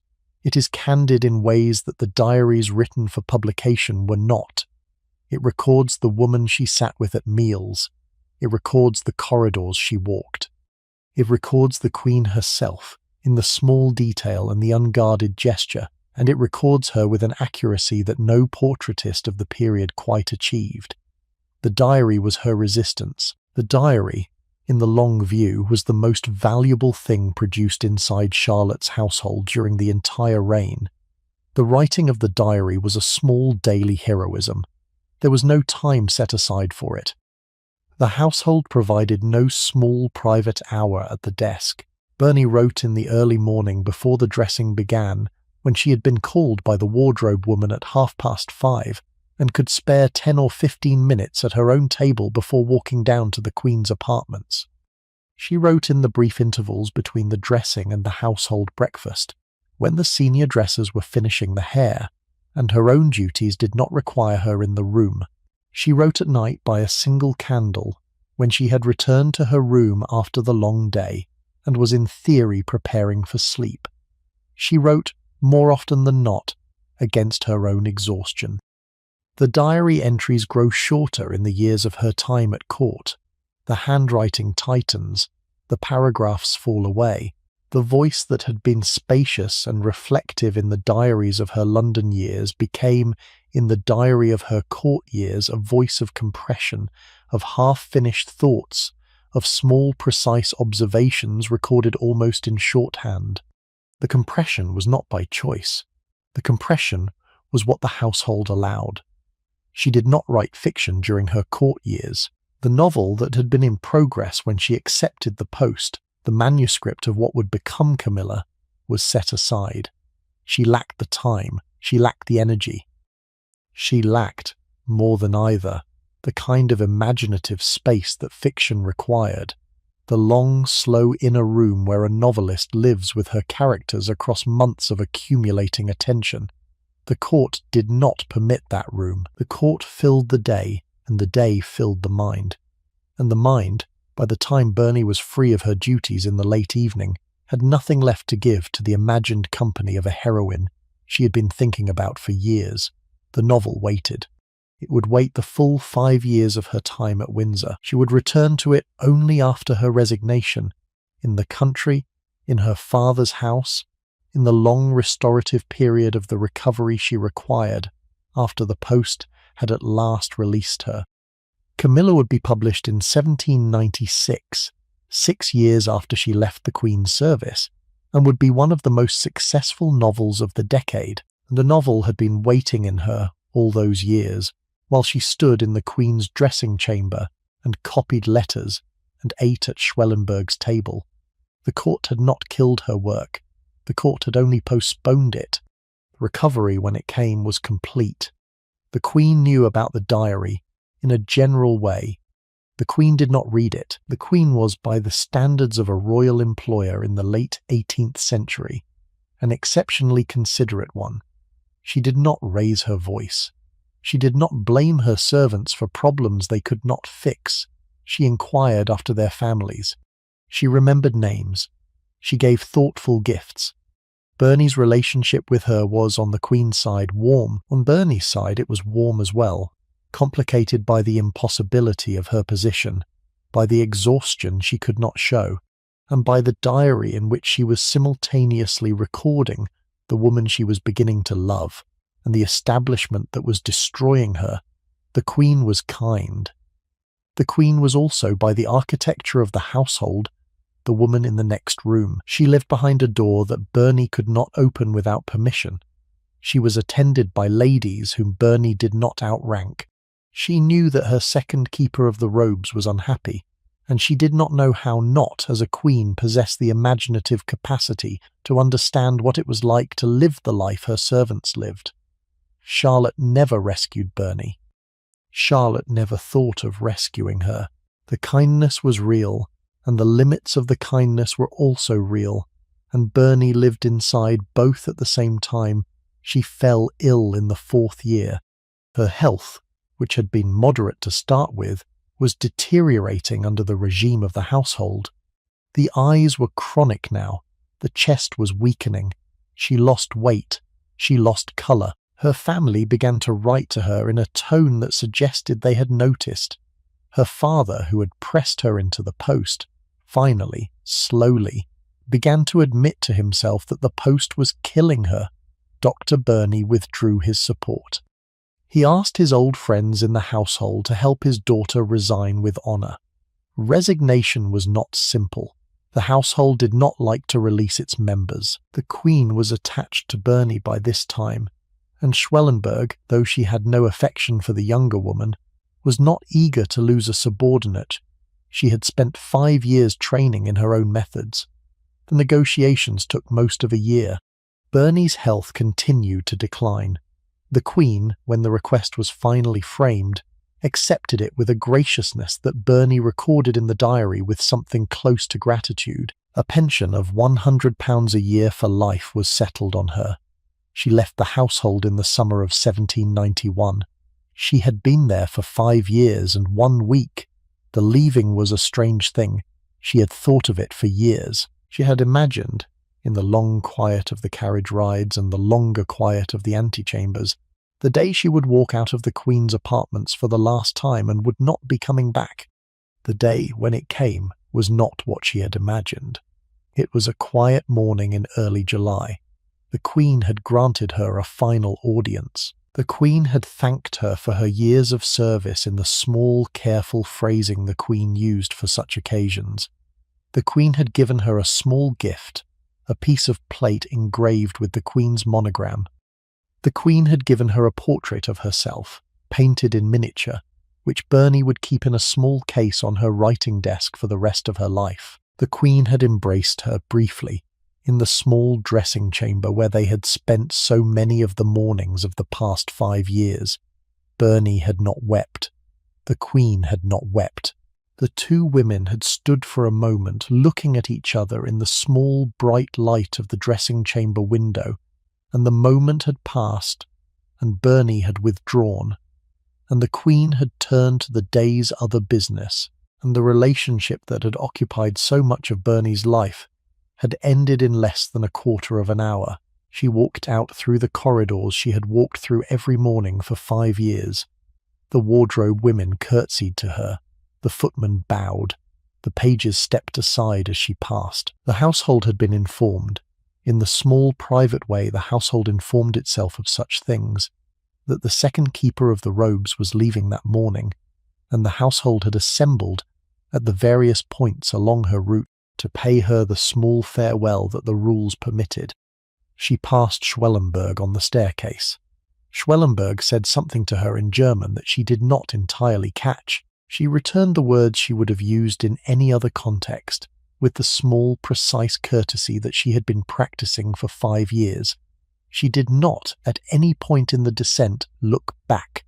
She reached the carriage that was waiting in the courtyard. She got in. The carriage moved out through the gates. She was free. The freedom did not, in the first weeks, feel like freedom. It felt like the slow, strange recovery of a body that has been holding itself in a particular shape for too long. The eyes continued to trouble her. The chest continued to weaken. She slept a great deal. She walked in the gardens of her father's house in Chelsea, at a pace that her family, watching her, found alarmingly slow. She did not, in the first months, take up her novel again. She did not, for some time, take up her diary in any sustained way. She was, in the precise medical sense, exhausted. The recovery would take more than a year. By the end of that year, she had begun to write. By the end of 2 years, she was at work on Camilla. By the time of her marriage in 1793, she was, by every measure her family applied, well again. The recovery had been complete, but the recovery had cost her more than the post had been worth, and she would write, in the years afterwards, about the long shadow it had left in her, the kind of shadow that no full recovery quite removes. She married in 1793. Her husband was a French officer, a moderate royalist refugee named Alexander D'Arblay, met through an English friend. The marriage was poor in money and rich in everything else. They had 1 son. They lived in modest happiness in the country, in occasional residence in France, in eventual return to England. Bernie lived to see her diaries circulating in the literary world, and to know that they would be the foundation of every history of the court she had served. She died in 1840 at the age of 87. She had outlived the Queen by 22 years. She had outlived almost everyone she had served alongside. She left the diaries to her niece. The first volumes were published a few years after her death. They have been in print, in some form, ever since. Every line we have about Charlotte's court comes ultimately from the small hand of the woman who copied the household down at the end of her exhausted days. Every sketch of Schwellenberg, every account of a corridor and a curtsy and a woman fainting in the Queen's presence, in the brief minutes before sleep, on cheap paper that she kept in a locked drawer.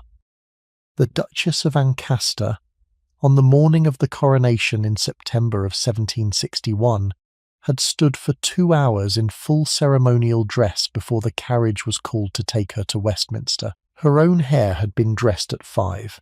Her own jewels, family pieces brought out from the bank for the occasion, had been placed on her at 6.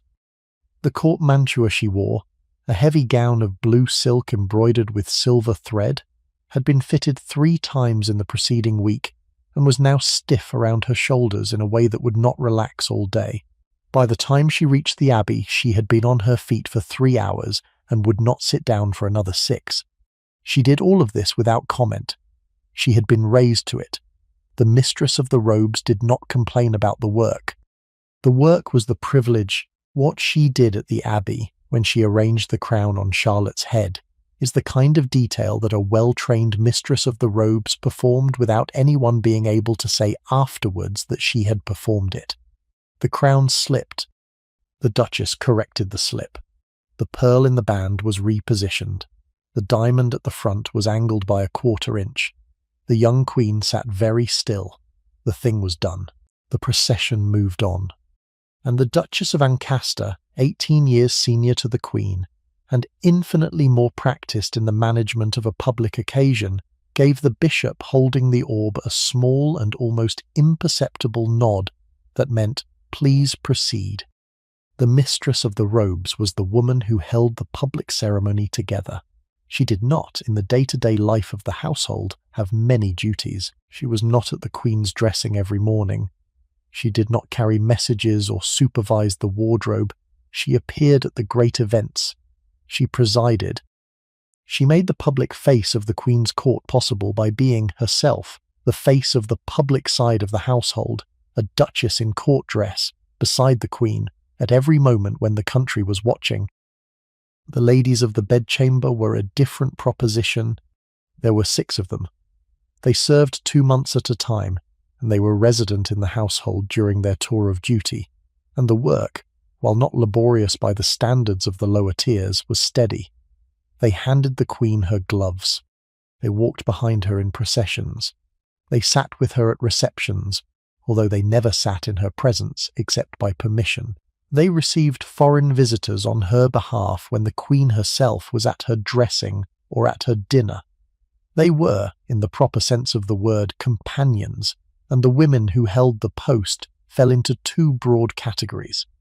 There were the women who endured it, who attended their 2 months because their husbands required them to attend, who counted the days, and there were the women who came to love it, who became over the years something close to friends. Lady Harcourt was the second kind. Elizabeth Vernon, Countess Harcourt, came to the bedchamber in the 1780s as the wife of the 2nd Earl Harcourt, and held the post for over 30 years. She was intelligent, well-read, fluent in French and Italian, an amateur botanist of some seriousness, and a woman who treated the Queen with the easy affection of a friend rather than the studied deference of a courtier. The friendship became important to Charlotte. Charlotte, who had no other woman of her own age in the household whom she could speak to as an equal, found in Lady Harcourt the kind of companion that her position usually denied her. She visited the Harcourts at Newnham Courtenay, the family seat in Oxfordshire, on multiple occasions. The visits were the closest she ever came to a private holiday, the kind of stay where she could walk in the gardens without an entourage, and read in the library without being watched, where she could converse over dinner about something other than the household and the children and the king. It was through Lady Harcourt that Mrs. Delaney came into the Queen's life. Mary Delaney was already 76 when she met Charlotte in 1776. She had been one of the great figures of the 18th century literary and artistic world, the friend of Swift and Handel, and a circle of women whose conversation and accomplishments had shaped the cultural life of 3 generations. She was a widow. She lived modestly. She had begun, at the age of 73, the project that would make her famous to the next century, the creation of paper mosaics of botanical subjects, cut with scissors from coloured paper and assembled with extraordinary precision. The images of flowers were so accurate that botanists were already using them as references. Charlotte met her at Newnham. Charlotte fell, almost immediately, into something close to reverence. Mrs. Delaney became a fixture of the Queen's last decades, given a small house at Windsor by the King at Charlotte's request, attended by the royal family in her old age. Charlotte addressed her with a tenderness that the Queen otherwise reserved for her own children. Mrs. Delaney was the Queen's late-life favourite. She was also the figure who had recommended Frances Burney for the post that Burney had then come, slowly, to regret. The connections inside the household were never simple. The friendship between the Queen and the elderly artist was one of the small extraordinary things of the late reign. Mrs. Delaney had been a young woman in the years of the first George. She had married against her will an old Cornish landowner who had treated her badly and whose death she had received with relief. She had married again, late for love, the Reverend Patrick Delaney, a Dublin clergyman of distinction, and the marriage had been, by every account she had given of it, the central happiness of her life. He had died in 1768. She had been, by the time the Queen met her, 8 years a widow and approaching the 8th decade of a life that had run through almost every cultural event of the 18th century. She was a kind of living archive. She had heard Handel play. She had been corresponded with by Swift. She had known in her youth the Duchess of Marlborough, who had been the close friend and bitter enemy of Queen Anne. She was, in her old age, the keeper of a memory that nobody else in England still possessed. Charlotte loved her for this. The flowers were extraordinary. Mrs. Delaney had a name for them. She called them her hortus siccus, her dry garden, her paper herbarium. She made them at a small table by a window with a north light, with a pair of scissors so fine that no shop in London could replace them when they wore out, with sheets of coloured paper that she had been collecting and dyeing herself for years. The work required steady hands. The hands of a woman of nearly 80 were not, in any reliable sense, steady. Mrs. Delaney worked anyway. She worked by the end with a magnifying glass and the patience of a woman who knew that the time left was short. She completed nearly 1,000 of the mosaics before her sight failed in the last year of her life. The British Museum has them now. The colours have not faded. The Queen brought the princesses to see Mrs. Delaney. The princesses brought their drawings to show her. The old artist, who had been teaching young women to draw since the 1730s, gave them advice that they remembered for the rest of their lives. She told the princesses to look more carefully than they had been looking. She told them that the eye trains the hand. She told them that any object worth drawing was worth drawing slowly. The princesses, in their letters from later life, would still quote her. She had been a teacher of the kind they had not in the schoolroom encountered.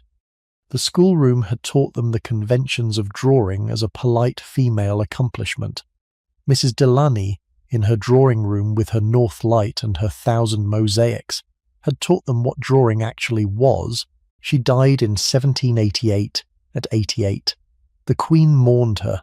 The house at Windsor stood empty for a long time afterwards because no one in the household wanted to be the person who replaced Mrs. Delaney's small establishment with someone else's. The friendship had occupied the rooms. The friendship was over. The rooms remained as a kind of memorial. The table by the north window with its scissors and its papers still arranged where she had left them. The small library of botanical books still on its shelf, the chair where the Queen had sat when she came to visit, still in its place by the fire. The household, in the months after Mrs. Delaney's death, took the rooms apart with a slowness that was its own form of mourning. The objects were dispersed to those who had loved her. The books went to the Royal Library. The mosaics went, eventually, to the museum. The chair where the Queen had sat went, by the Queen's own request, to her own apartments at Windsor, and stayed there for the rest of her life. The drawing rooms were the showpiece. Twice a week, when the court was in residence at St. James's, the Queen held a formal reception. The term had been generalised to mean the entire occasion, the assembly of the court, the presentation of debutantes, the kissing of the Queen's hand by women being formally introduced to society. They were, until 1958, the central social ritual of the British year for the families who attended them. They were, in the late 18th century, an exhausting and elaborate performance. The dress was prescribed. Court dress was not the same as fashionable dress. Court dress had been fixed by custom, and by direct royal preference, in a form that had ceased to be fashionable 30 years earlier, and that would continue into the next century to require what the rest of London had stopped wearing. The hooped petticoat was mandatory. The skirts were wide. The bodice was stiff. The lappets, the long lace streamers attached at the headdress, were specified in length and arrangement.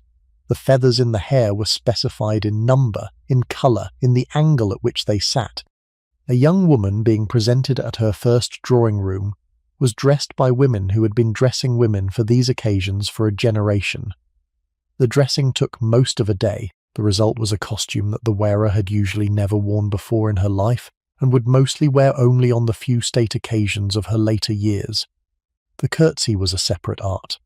The court curtsy was deep, almost to the ground, and it was performed without bending the back, without dropping the eyes, without losing the line of the train that fell behind the wearer for several feet. Young women were rehearsed for it for weeks before their presentation. They practiced in the drawing rooms of their mothers' houses. They practiced wearing the hoops they would wear on the day. They practiced in front of mirrors. The descent was the easy part. The rise was harder.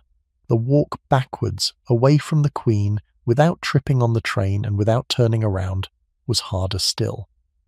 Women had fallen at presentations. Women had fainted. Most managed it. The successful presentation was the start of the rest of a young woman's social life, and the families who could afford the dress and the dancing master and the rehearsals counted the cost as money well spent. The Queen received the presentations with steady patience. She had stood through the dressing of an hour and a half, and would stand through the next 4 hours of presentations, one girl after another, the hand offered, the hand kissed, the small remark, the next girl. She was good at it. She remembered names. She asked the right questions. She made each young woman feel, for the brief moment of her presentation, that the Queen of England had genuinely seen her. The drawing room itself was a particular space, transformed for the occasion. The tall windows of the great drawing room at St. James's were uncovered to admit the afternoon light. The chandeliers were lit even in daylight, with candles in their hundreds, throwing the small yellow points of light against the gilt of the cornices and the deep red of the silk hangings. The carpet was rolled up. The floor, a parquet of inlaid woods that had been laid in the time of William III, was polished by the household servants in the morning until the figures of the inlay caught the light from above. The chairs that stood against the walls in the ordinary days of the year were taken out. The room was emptied. The room became, for the 4 hours of the drawing room, a single open space across which the Queen and her ladies stood at one end, and across which the long line of presentations advanced. The smell of the room was the smell of beeswax and silk, and the perfumes the women had been told not to wear too strongly, but had worn anyway, in defiance of the instruction, and of the powder that fell from the high hairdresses of the older ladies as they walked through the room. A fine white dust that the household servants would sweep up afterwards from the polished floor. The sound was the sound of voices kept low by the conventions of the occasion, of the small swish of trains across the wood, of the brief clear notes of names called out by the Lord Chamberlain at the Queen's elbow, of the small murmurs of the ladies who were waiting their turn and who were comparing notes on the gowns of the women ahead of them. There were no chairs in the room because the Queen did not sit. The Queen stood. The room understood that no one else might sit either, and so the women of court dress, in their hoops and their stays and their headdresses, stood for the full duration of the drawing room, and the room was a forest of stationary figures, from which the queue of presentations moved one woman at a time toward the Queen at its centre. Haltet end. The young women being presented had been rehearsed for months. The rehearsals were conducted, in the great houses of London, by dancing masters and by elderly female relatives who had themselves been presented decades earlier and who remembered the precise mechanics of the curtsy and the train and the walk backwards. The walk backwards was the part that everyone feared. The presented woman, after the kiss of the Queen's hand, and the brief exchange of words, was required to retire from the Queen's presence without turning her back, which is to say that she was required to walk backwards across an open space of polished parquet, wearing a hooped skirt of considerable circumference and trailing a train of 3 or 4 yards. She walked backwards by feel. She judged the distance to the wall by the small private signals her dancing master had taught her.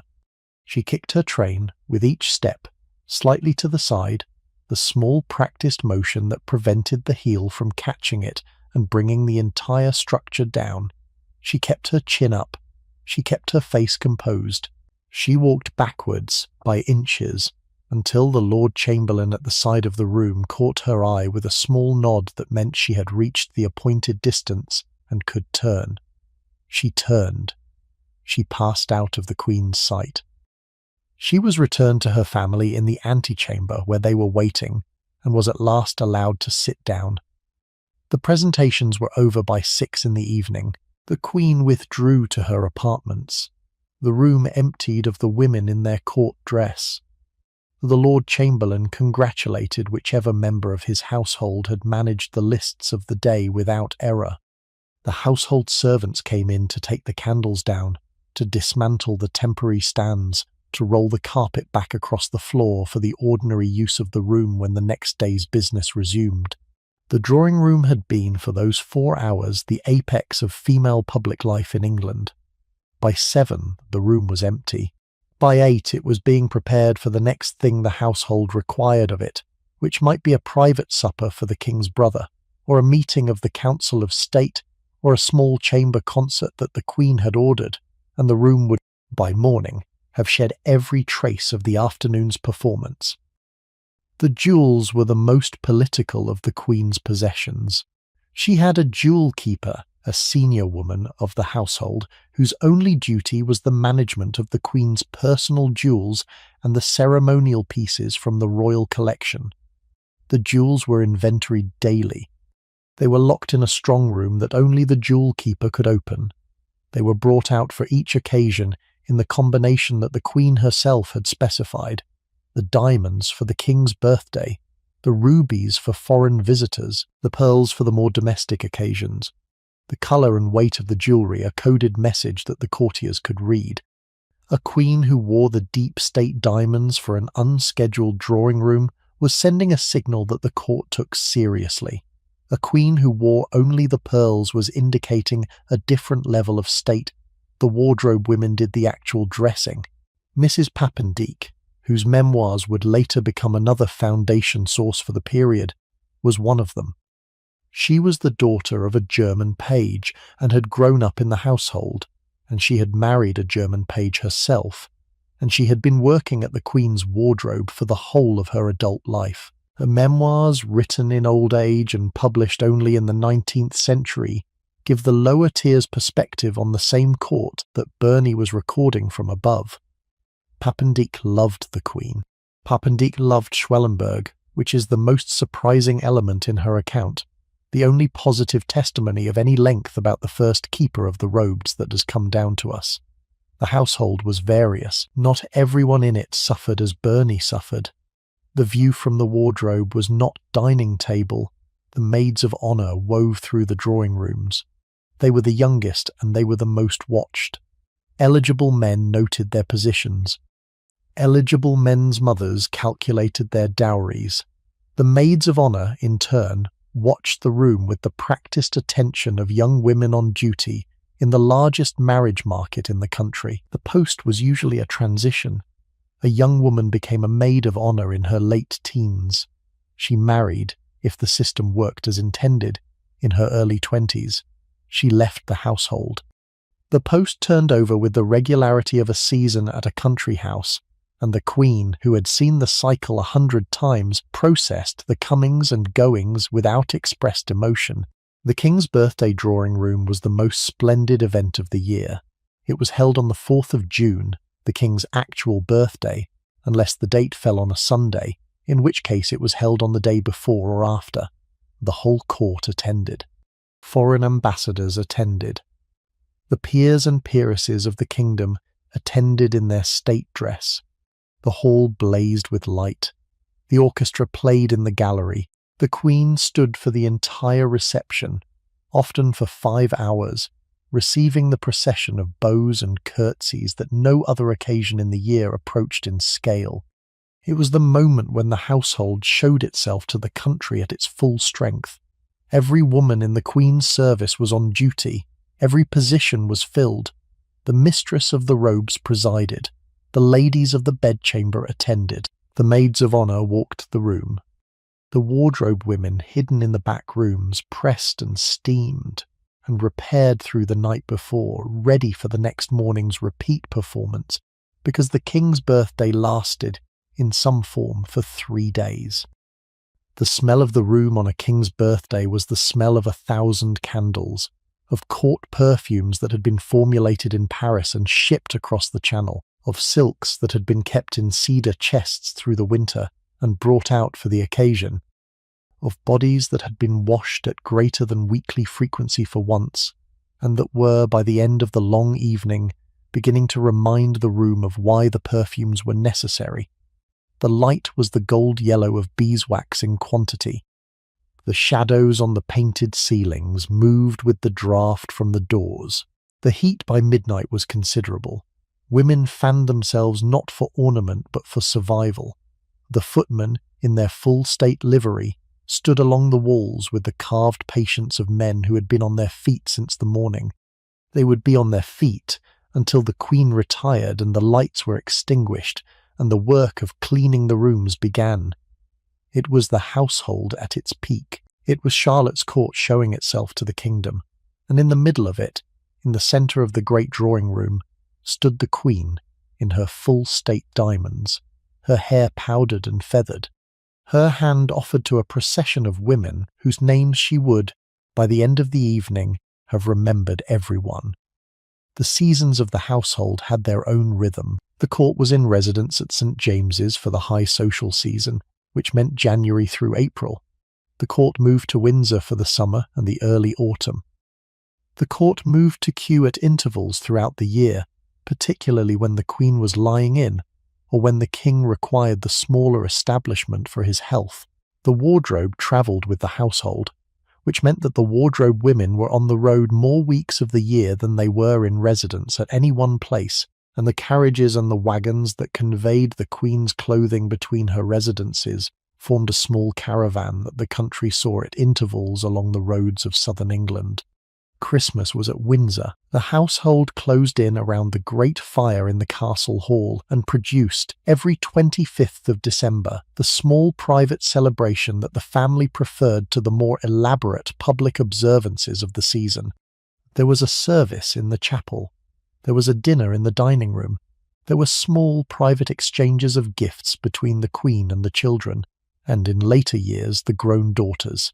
There was in the castle hall the carrying in of a tree, a German custom that Charlotte had introduced into the court in the early years of her reign, and that would, by the time of her granddaughter Victoria, become so widely associated with the British Christmas that the English would forget it had begun as the foreign import of a Mecklenburg princess homesick for the customs of her childhood.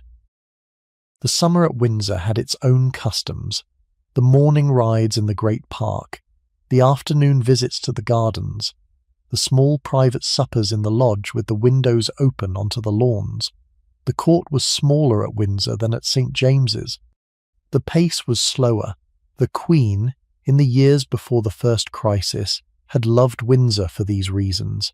The years after the first crisis would change her relationship with it, would make Windsor the place where the King was unwell, would attach to the gardens and the corridors the small sensory associations that any house acquires through long residence.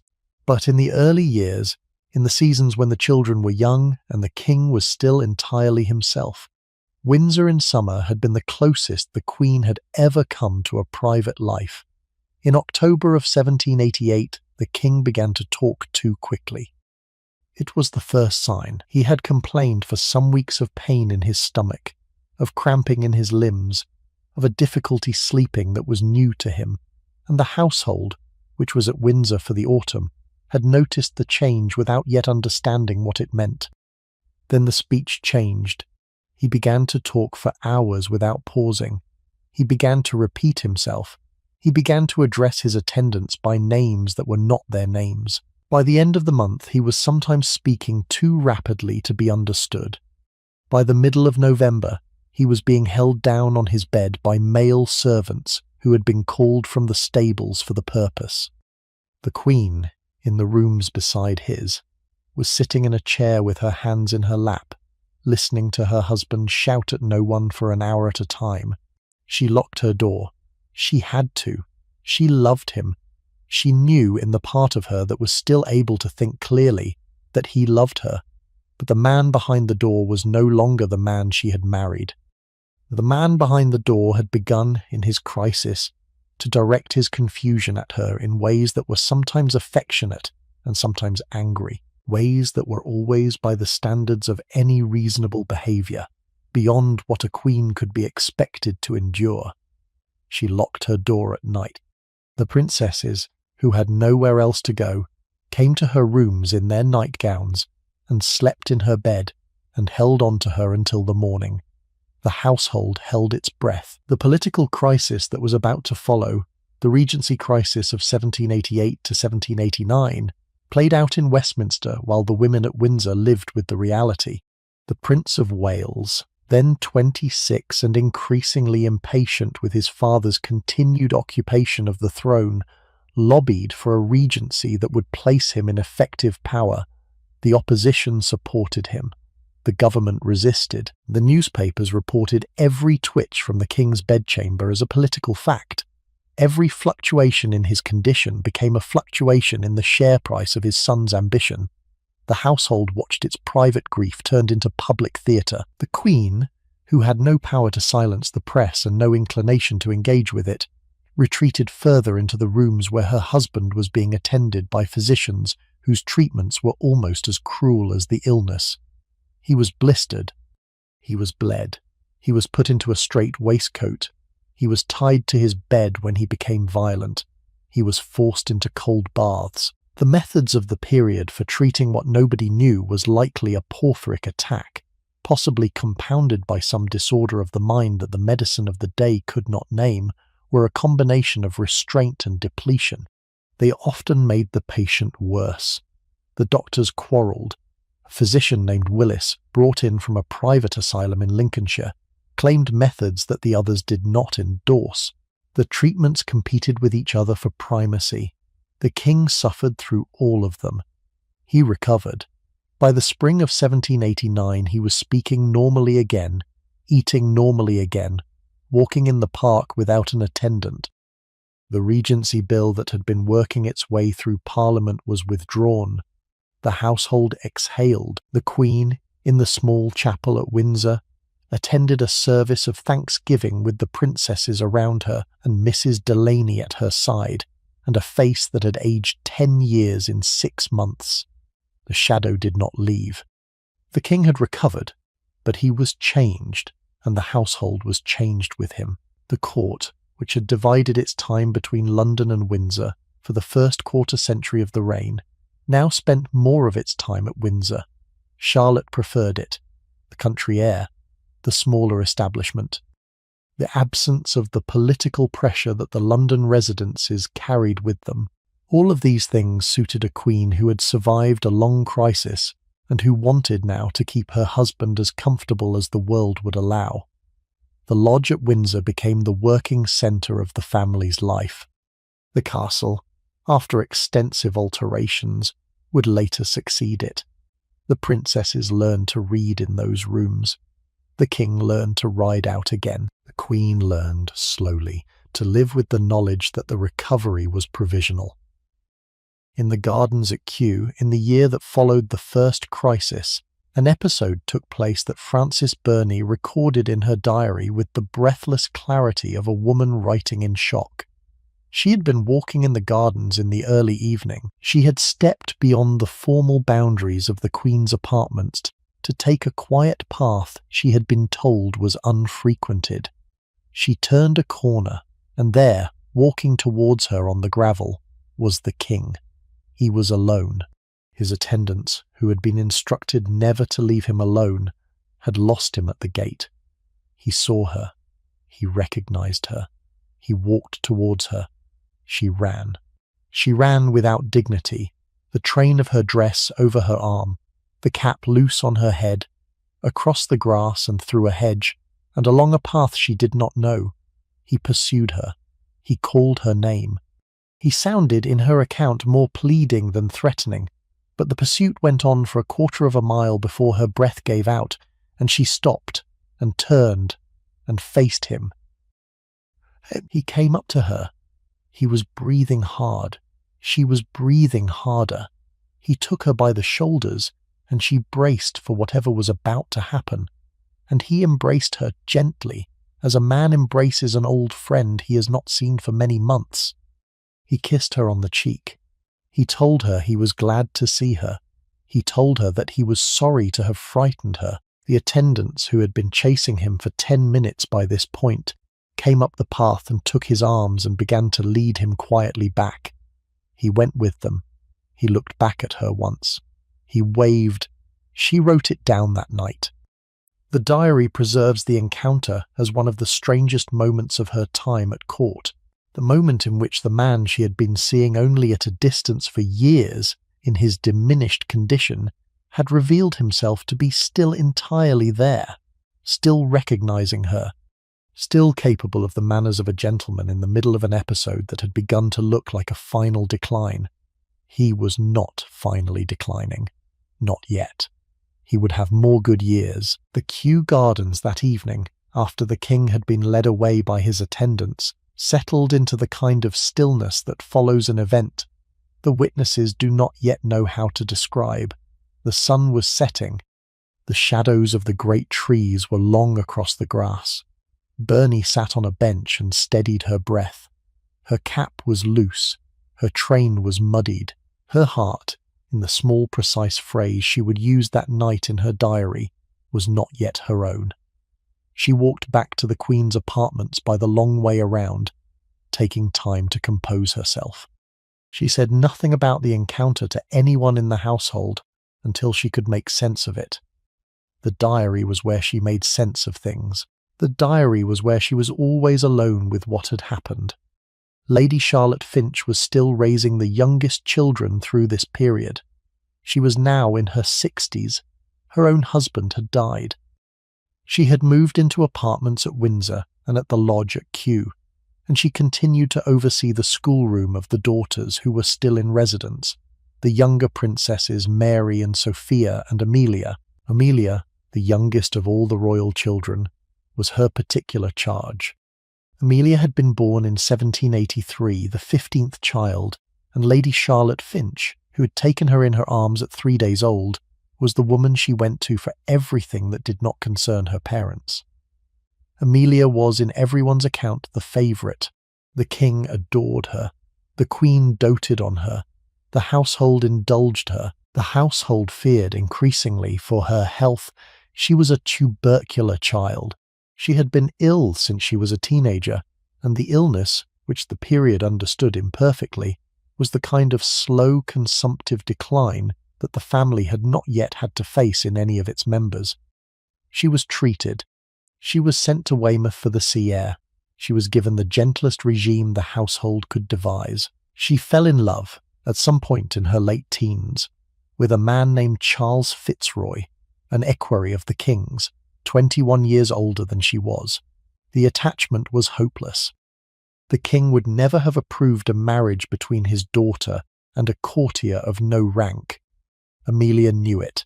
She kept the attachment private.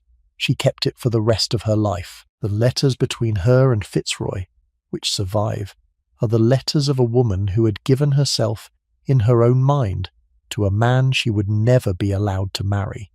The wedding ring she wore in the months before her death was a ring that he had given her in a private ceremony of their own that the household never witnessed. She died in November of 1810. She was 27. She had been in decline for years, and the household had been preparing for the end. But the actual death, when it came, broke the king's mind for the second and final time. He had been, since the first crisis, prone to relapses that the doctors had managed, and that had not become public.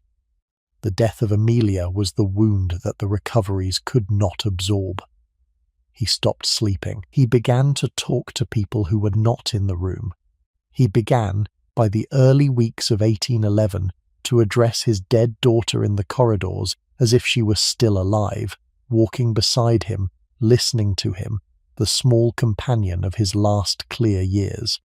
The relapses had begun in 1801, 12 years after the first crisis. The king had been at Kew when the symptoms returned, the talking too quickly, the pain in the limbs, the disordered sleep. The household, which had hoped that the first crisis had been an isolated event, understood within 48 hours that it had not been. The doctors were sent for. The Willises, the family of the physician who had handled the first crisis, were brought back. The Queen, who had spent 12 years cautiously rebuilding a life around the belief that the recovery had been complete, locked her door again. The household held its breath again. The 1801 attack lasted weeks.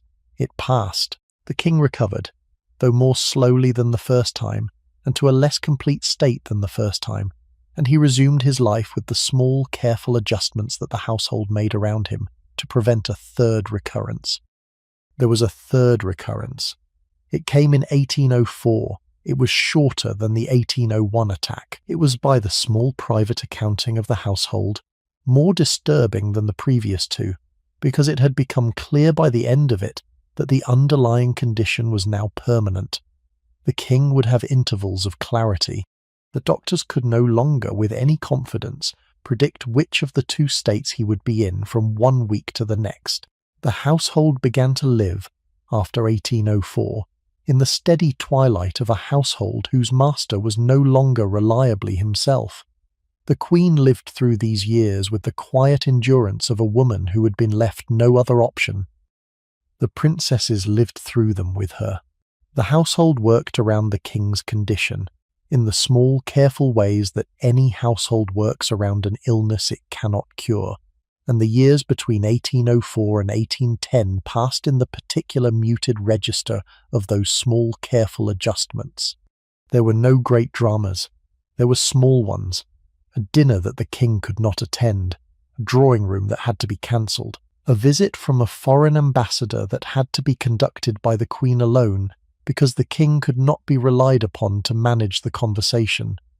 The country in the early 1800s was at war with France. The political pressure on the household was unrelenting. The Queen managed it. The Queen had been managing things by then for 40 years. By the spring of 1811 he was permanently confined. The regency was instituted. The Prince of Wales, who had wanted it for 20 years, finally had it. The king was moved into rooms in the castle from which he would not emerge in a useful condition again. He lived for 9 more years. He saw nobody from the wider world.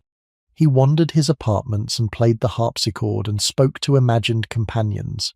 Charlotte, who had loved him for 50 years, visited him sometimes and was sometimes recognized and sometimes not. The visits, which had once been the central event of her day, became, in his last years, the saddest hour of her week. She was 66 in the year of his final collapse. She had been Queen of Great Britain for 50 years. She had buried her favourite daughter the November before. She had locked her door against her husband 23 years earlier, and had not, in any meaningful sense, opened it since. The household at Windsor was the household that would carry her through the rest of her life. The court that the women around her had built, the duchesses and the ladies of the bedchamber and the wardrobe women and the German keepers, was in those rooms in those years the only home she had left. The gentle paper-cut artist and the old governess were still part of it. They held her up because that was what they had been trained to do, and because by the end they loved her, and because there was, in any case, no one else. By the early 1800s, Charlotte had 6 grown daughters, and almost nothing to show for them. Charlotte the eldest, her namesake, had married, against the king's reluctance, the King of Württemberg in 1797, and had gone to Germany. The other 5, Augusta, Elizabeth, Mary, Sophia, and Amelia, were still living with their parents at Windsor in their 30s. They called the place, in their letters to each other, and in conversation among themselves when no one else was listening, the nunnery. The word was bitter. It was not affectionate. They used it because the place felt like one. They lived in apartments at the castle and at the lodge. They went out only on the carefully managed occasions that the Queen approved. They danced at private balls in private rooms with men who had been vetted and who would not be allowed to court them. They had their letters opened. They had their friendships discouraged. They had been, in the years of their youth, when marriages might have been arranged for them, kept at home by a father who could not bear the thought of parting with his girls, and by a mother who, as the king's condition deteriorated, could not bear to add the sorrow of his daughter's departures to the sorrow she was already carrying. The princesses were not the youngest of the daughters in any other royal house in Europe. They were of age. They should have been queens of their own small kingdoms by their 30s, with husbands and children and households. They had none of these. They had instead the routine of Windsor, the same rooms, the same attendants, the same parents who in their different ways were now permanent presences in the daughters' lives, long past the period when daughters would normally have moved on. The day at the nunnery began, for the princesses, at 7. They were called by their personal maids and dressed by the women who had been dressing them since their teens. They breakfasted together, in a small dining room set aside for them, and they spent the morning in the activities the Queen approved. There was reading. There was sewing. There was correspondence with the women who had been their friends in their younger years and who were now, in most cases, married and living in their own establishments far from Windsor. There was practice on the harpsichord and on the harp, instruments at which several of the princesses excelled and at which all of them had been trained. There was the painting of botanical specimens, a discipline Mrs. Delany had begun teaching them in her old age, and that they had continued in the years since her death. There was, for those of the princesses who liked it, drawing in pencil and in chalk. There was, for those who did not, a long quiet morning in the small drawing-room where the Queen approved the kind of feminine occupation that did not require speech or movement. In the afternoon they walked. The walks were prescribed. They were not allowed to walk alone. They walked in pairs, accompanied by a lady who had been assigned for the day, and they walked along the gravelled paths that had been laid out by Capability Brown decades earlier, and that they had walked along since they were small girls. The paths did not change. The boundaries did not change. The companions changed with the rotation of the household. The princesses had walked these paths so many times that they knew by memory the small details of every yard, the exact spot where the rosebed turned, the precise angle of the box hedge at the far end, the view from the eastern walk of the small temple on the rising ground beyond the gardens. They walked in the sun and rain. They walked because walking was what was prescribed. They walked because there was very little else to do. The evenings were the worst. The princesses, who had no friends to entertain them and no permission to attend the entertainments of others, spent their evenings in the Queen's drawing-room. They sat with their mother. They listened to one of the readers go through the same approved volume of sermons that they had heard read aloud the previous Tuesday and the Tuesday before. They played cards in the small private circle of the family party. They went to bed at 10 or at 11, in the rooms they had occupied for years, and they slept in the beds that the women of their household had turned down for them, and they got up the next morning at 7 and began the same day again. The letters they wrote to each other in the years of their 30s and 40s are the saddest documents in the family papers. They are full of small jokes and small kindnesses and small reports of the family state. They are also full, between the lines, of a steady simmering resentment that the daughters could not direct openly at their parents, because the love was real, the love was complicated, the love was the very thing that had kept them at home. The mother who held them was the mother who had loved them. They could not blame her without breaking themselves, so they did not blame her. They wrote about other things. They wrote about the weather. They wrote about new books. The letters to each other were the central interior life of the princesses. They wrote to each other when they were in different houses. The letters between the princesses at Windsor and Charlotte, the eldest in Württemberg, after her marriage and her departure, are voluminous, weekly, sometimes daily. The princess in Germany, the only one of them who had escaped the nunnery, wrote home to her sisters with the close attention of a woman who had not forgotten the shape of the trap she had got out of. She sent them news. She sent them small presents from the German towns she now lived among. The letters were read at the nunnery in the small private intervals when no one else was watching.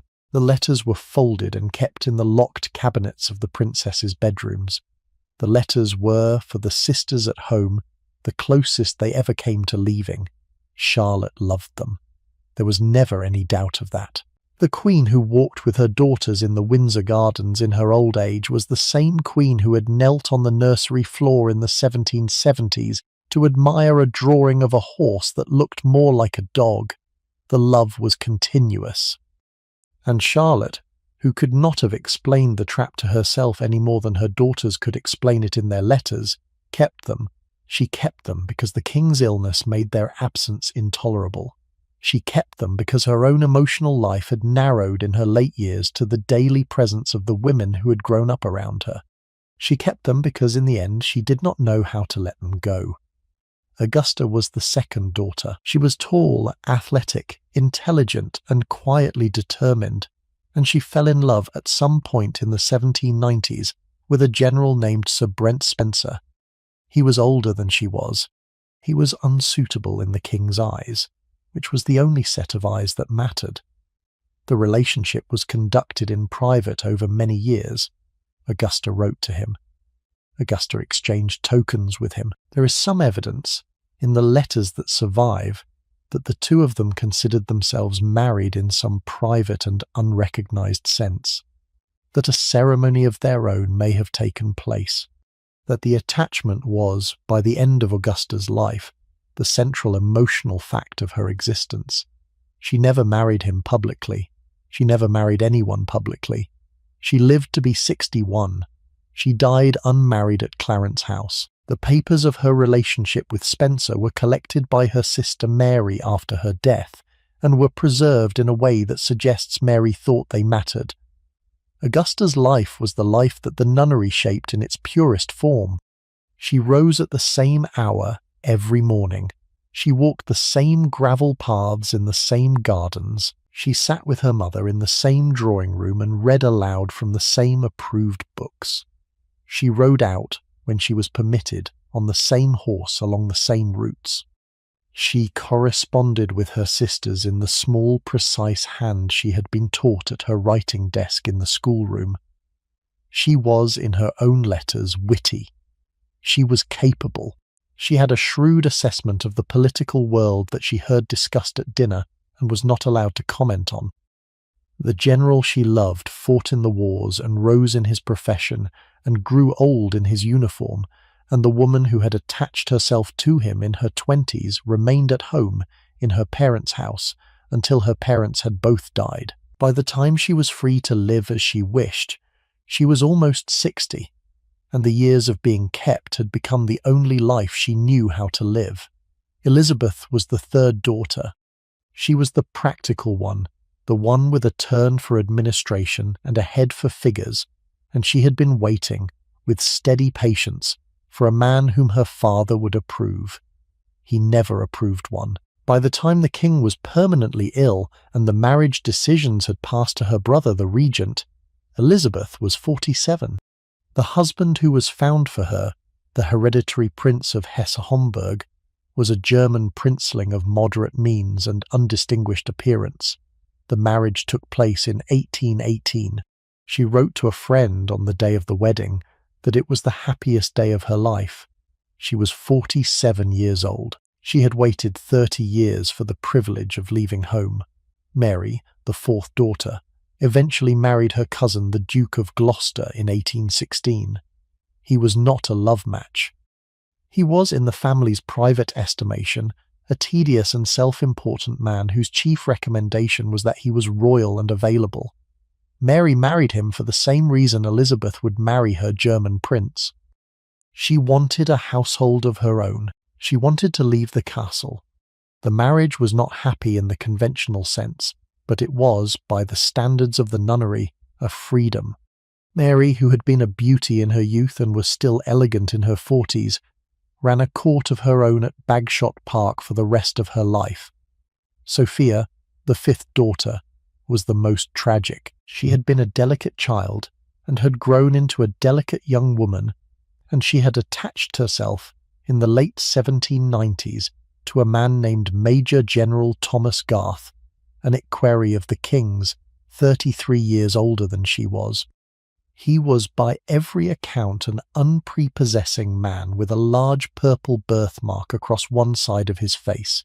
The princess was by every account in love with him. In the summer of 1800, when Sophia was 23, she gave birth to a child. The pregnancy was concealed. The household, which knew everything, agreed to know nothing. Sophia was sent to Weymouth on grounds of ill health. The baby, a boy named Thomas, was born in early August. He was given to Garth to raise, was given the surname Garth, and grew up as the son of a senior court official whose paternal connection to him no one in the household would ever publicly admit. He lived to adulthood. He claimed his royal parentage in his middle years. The claim was met with a silence that was its own confirmation. The cost to Sophia was severe. Her health, which had been poor before, was permanently damaged. She did not marry. She did not see her child grow up in any normal sense, although Garth, who seems to have been a decent man within the limits of the situation, allowed her some visits in the early years. She lived the rest of her life at Windsor, then at Kensington Palace, in a kind of suspended grief that was occasionally lifted by visits from her sisters and by the long correspondence she kept up with the boy in his adulthood. She was the sister whom the others worried about most. She was the sister who had paid the price the household had refused to acknowledge it was charging. The pretense of the household around her had been complete. Sophia, in the months before the birth, had been described as suffering from a digestive complaint that required a stay at the seaside. She had been attended by a doctor who had been chosen for his discretion and his willingness to write nothing down. The women of her household, the dressers and the maids, had managed her clothes around the changing shape of her body without ever appearing to notice. Her sisters had, in the way of sisters in a closed household, known and not known at the same time. The Queen had known.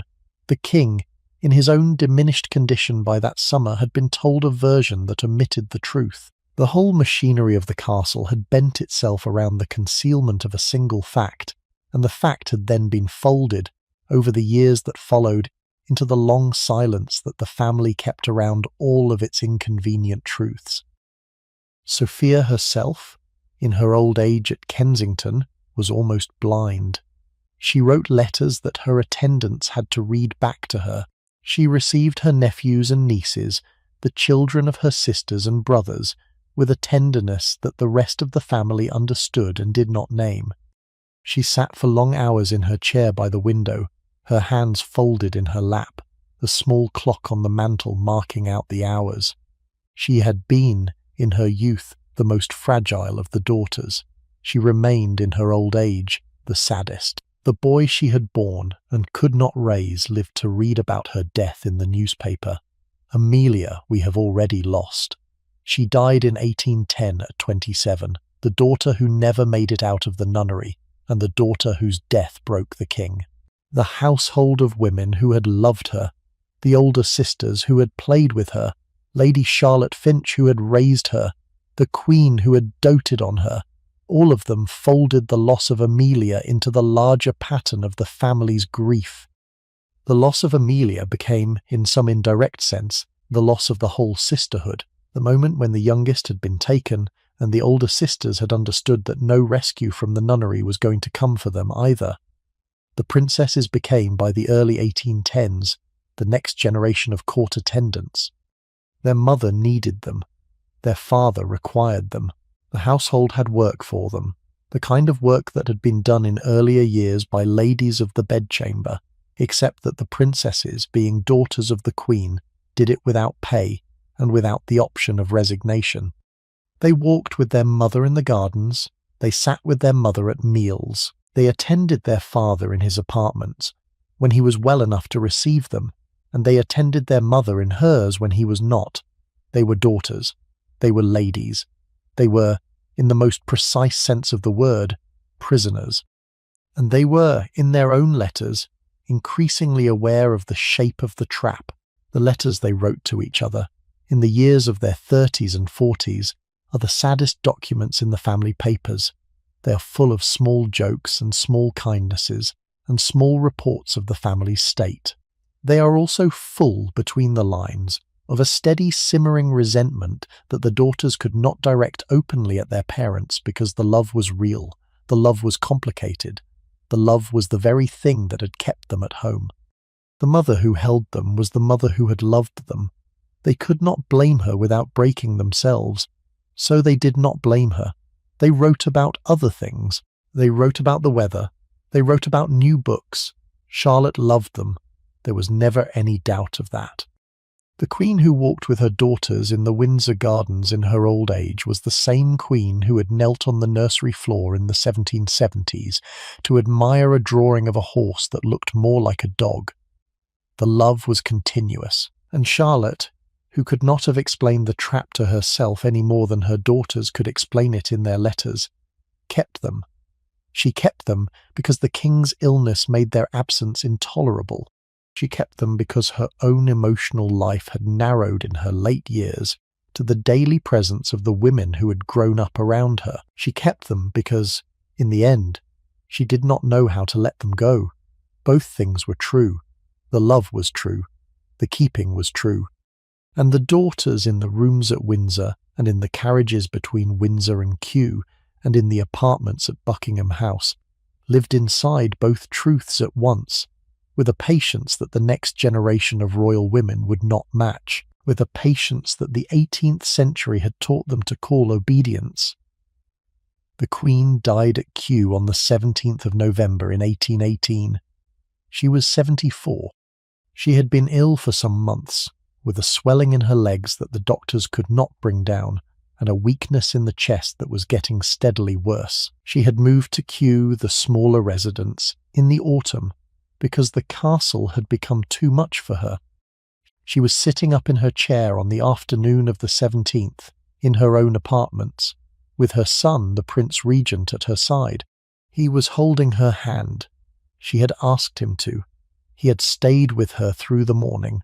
She closed her eyes for what she said would be a short rest. She did not open them again. The room she died in was a small one, on the ground floor of the lodge at Kew, with a window that gave onto the gardens she had known for half a century. The curtains had been drawn back, at her own request, so that she could see the trees. The trees in November were bare. The light coming through the window was the cold grey light of a late autumn afternoon. The fire in the grate was lit. The household had been gathered at Kew for the past several weeks, those of her women who had survived the long decades and who could still travel, and they had been in and out of her room for the days before her death, in the small, careful rotation that the dying queen had set herself. She had wanted to see each of them. She had given to each in the days before some small piece of her own jewellery or a small private letter, and she had received from each in turn the small farewell that the moment required. The household had wept in the corridors in the small, careful way that a great household weeps when a long reign is ending. The household had not wept in her room. She had not wished it. The Prince Regent had come down from London on the morning of the 17th in response to the message his mother had sent him. He had not been an attentive son in the years of her late life. He had been, in many of those years, a difficult one. He was, on the day of her death, 56 years old, and the man whose conduct had given her a great deal of the grief of her last decades. He was also, in that small room at Kew on that grey afternoon, a son. He had taken her hand because she had asked him to. He had not let it go. He had held her hand through the long, quiet hours of the early afternoon, while the breathing in the chair beside him slowed and at last became silence, and the small private fact of her death registered in the room before any of the others present had quite understood what had happened. He sat with her for some minutes before he allowed himself to weep. He sat for some minutes more before he could call the doctors in. The princesses, who had been waiting in the small drawing room next door, came in when they were called and stood around the chair. The hour was almost 5. The light at the window had almost gone. The candles were lit. The body was attended to by the women who had attended her body for half a century, in the small, careful rituals of preparation that the household had practiced and would practice now for the last time. The bell at Kew began to toll within the hour. The bell at Windsor began to toll soon after. The bells in London began to toll by the next morning. The country, which had not always loved her, mourned her with the steady decorum that the country owed to a queen who had been queen for 57 years. She had outlived almost everyone. Schwellenberg had been gone for 21 years. Lady Charlotte Finch had died in 1813, after a retirement spent quietly in her own house, with letters from the princesses arriving every week. Mrs. Delany had been gone for 30 years since 1788, the small house at Windsor that the king had given her standing empty for a long time afterwards. The Duchess of Ancaster had died in the 1790s. The Duchess of Hamilton, the second wife of 2 of the great peers of the kingdom, and one of the original women who had met the 17-year-old princess at Harwich, had died in 1790.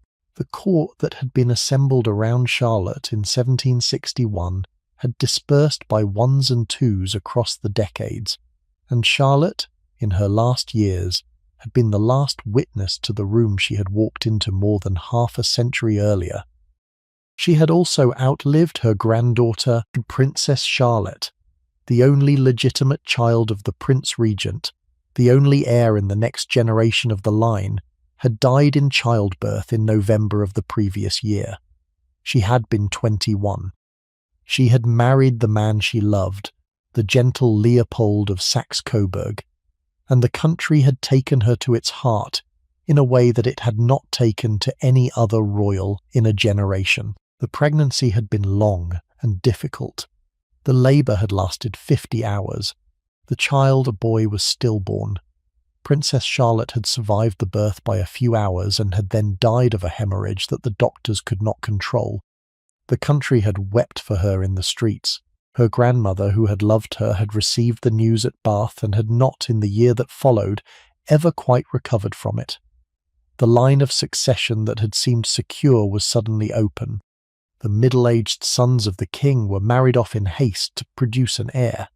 The eventual answer would be a small girl named Victoria, born in 1819, the year after the Queen's own death. She would inherit the throne her grandmother had not lived to see her crowned upon.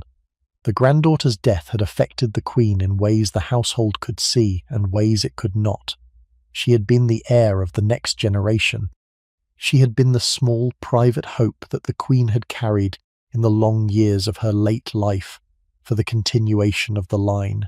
The hope had been taken in a single night by a labour that should not have ended as it ended, and by a hemorrhage that the medical practice of the period could not stop. The Queen, in the months that followed, had aged visibly. Her ladies had noticed it. Her daughters had noticed it. The Queen herself had not commented on it in any of the surviving correspondence, beyond the small, careful sentences in which she had recorded the death and her own grief in the formal phrases the position required. But she had, by the early months of 1818, begun to give away the small private possessions she had been keeping for her granddaughter. She had given the books. The giving away was the small private acknowledgement that no one in the household was expected to comment on. The Queen had accepted, in her own way, that the line she had given 15 children to extend had run, in the next generation, into a wall the household could not see past. The household dispersed. The princesses scattered, finally, into the lives that the nunnery had postponed. Augusta lived on at Clarence House. Elizabeth went to Hesse-Homburg with the husband she had married in the Queen's last summer, and ran her small German court with the practical efficiency she had always possessed, and was by every account contented. Mary remained with Gloucester at Bagshot, presiding over a household of her own that was, if not happy, at least hers. Sophia moved between Windsor and Kensington in her invalid retirement, in the long correspondence with the son she could not openly call her son. The princesses had been daughters and ladies and prisoners. They were now, finally, women in their own right, and the years they had left to them were the years their mother had not been able to give them while she was alive. Bernie, by then Madame D'Arblay, had been living in Bath for some years. She received the news of the Queen's death, as she received most news now, in the post, and she recorded it in her diary in a brief and careful sentence that gave away nothing of what she felt. She would live another 22 years. The diary, which she had been editing in the long evenings since her resignation, would not be published in any complete form for decades after her own death in 1840. The reading public of the late 19th century would be the first to encounter the Queen's court as Bernie had recorded it. The standing, the silences, the carriages with their open windows. The household table presided over by the German woman in her cruel decline. The Queen herself appearing in the room with the small thoughtful kindnesses that had made the position bearable. Every account of Charlotte's court that has been written since has rested on Bernie's foundation. The novelist trapped in the gilded prison had been, in the end, the historian of it. Mary Hamilton, the woman who had managed the Prince of Wales, did not outlive Charlotte. She had died in 1816 in her own home at Cheadle 2 years before the Queen, with her cabinet of letters intact and her reputation untouched. The cabinet of letters passed to her daughter, and from her daughter to her granddaughter, and from the granddaughter to the public archives. The correspondence between the future king and the sub-governess he had not been able to bend to his will is now a public document, available to anyone who wishes to read it. The court dispersed in another sense as well. The household offices that Charlotte had built, the German keepers of the robes, the bedchamber ladies, the long staff of the working tier, were all inherited by the next queen. By Adelaide, the wife of William IV, and then by Victoria, who would become queen in 1837, and who would adapt the structure her grandmother had created to the very different requirements of her own long reign. The court presentations continued. The hooped petticoats and the lappets and the deep curtsy and the walk backwards from the throne remained as the Queen's grandmother had codified them, until Elizabeth II ended formal presentations at court in 1958. Charlotte's court outlived Charlotte by 140 years. The institution outlasted the woman. The nunnery is now a phrase in a footnote. The schoolroom at Buckingham House is now part of the public route through the modern palace. The lodge at Kew, where Charlotte died, is now a museum. The diaries are in the British Library. The letters from the Prince of Wales to Mary Hamilton are in a manuscript collection that scholars consult by appointment. Mrs. Delaney's paper mosaics are in the British Museum, where they are kept in a temperature-controlled cabinet, because the colours, after 2.5 centuries, are still preserved with a fidelity that the modern conservators find astonishing. The frogs are gone. The carriages are gone. The hoops and the powder and the feathers are in the costume collections of the museums, where they are taken out occasionally for scholarly consultation and admired and put back. The household that Charlotte had built, the household that defined her and that she defined, has receded into the documents and the objects. The women who served her have receded with it. The corridors at Windsor and at Buckingham House and at Kew have been redecorated, replumbed, rewired, repurposed until almost nothing remains of the rooms where the work was done. But the documents remain.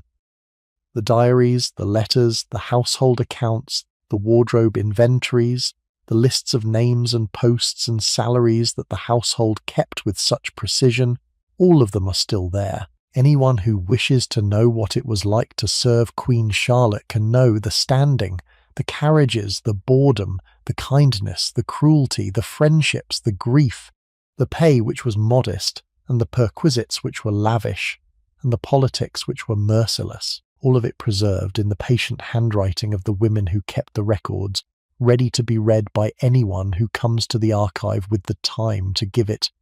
This was Queen Charlotte's court, not the throne room, not the coronation, not the public face of the monarchy, the private household, the working machinery, the women who held it together and who paid in their feet and their backs and their patience for the privilege of doing so, the duchess who adjusted the crown, the governess who invented the puzzle, the young woman who handled a future king with a skill the household never replaced, the German woman whose cruelty no one in the house could ever fully explain, the novelist who walked into the gilded room and walked out, 5 years later, with the diary that would shape every history of the place, the princesses who called Windsor a nunnery and who learned slowly that the love that kept them and the love that hurt them were the same love. The Queen herself, in her chair at Kew, with the Prince Regent holding her hand, closing her eyes for a rest, she said, would be short. If you enjoyed walking through the rooms of Queen Charlotte's household with the women who served her, I would love it if you would subscribe and leave a comment letting me know where you are listening from. There are more stories to tell, more lives to follow, more candles to light.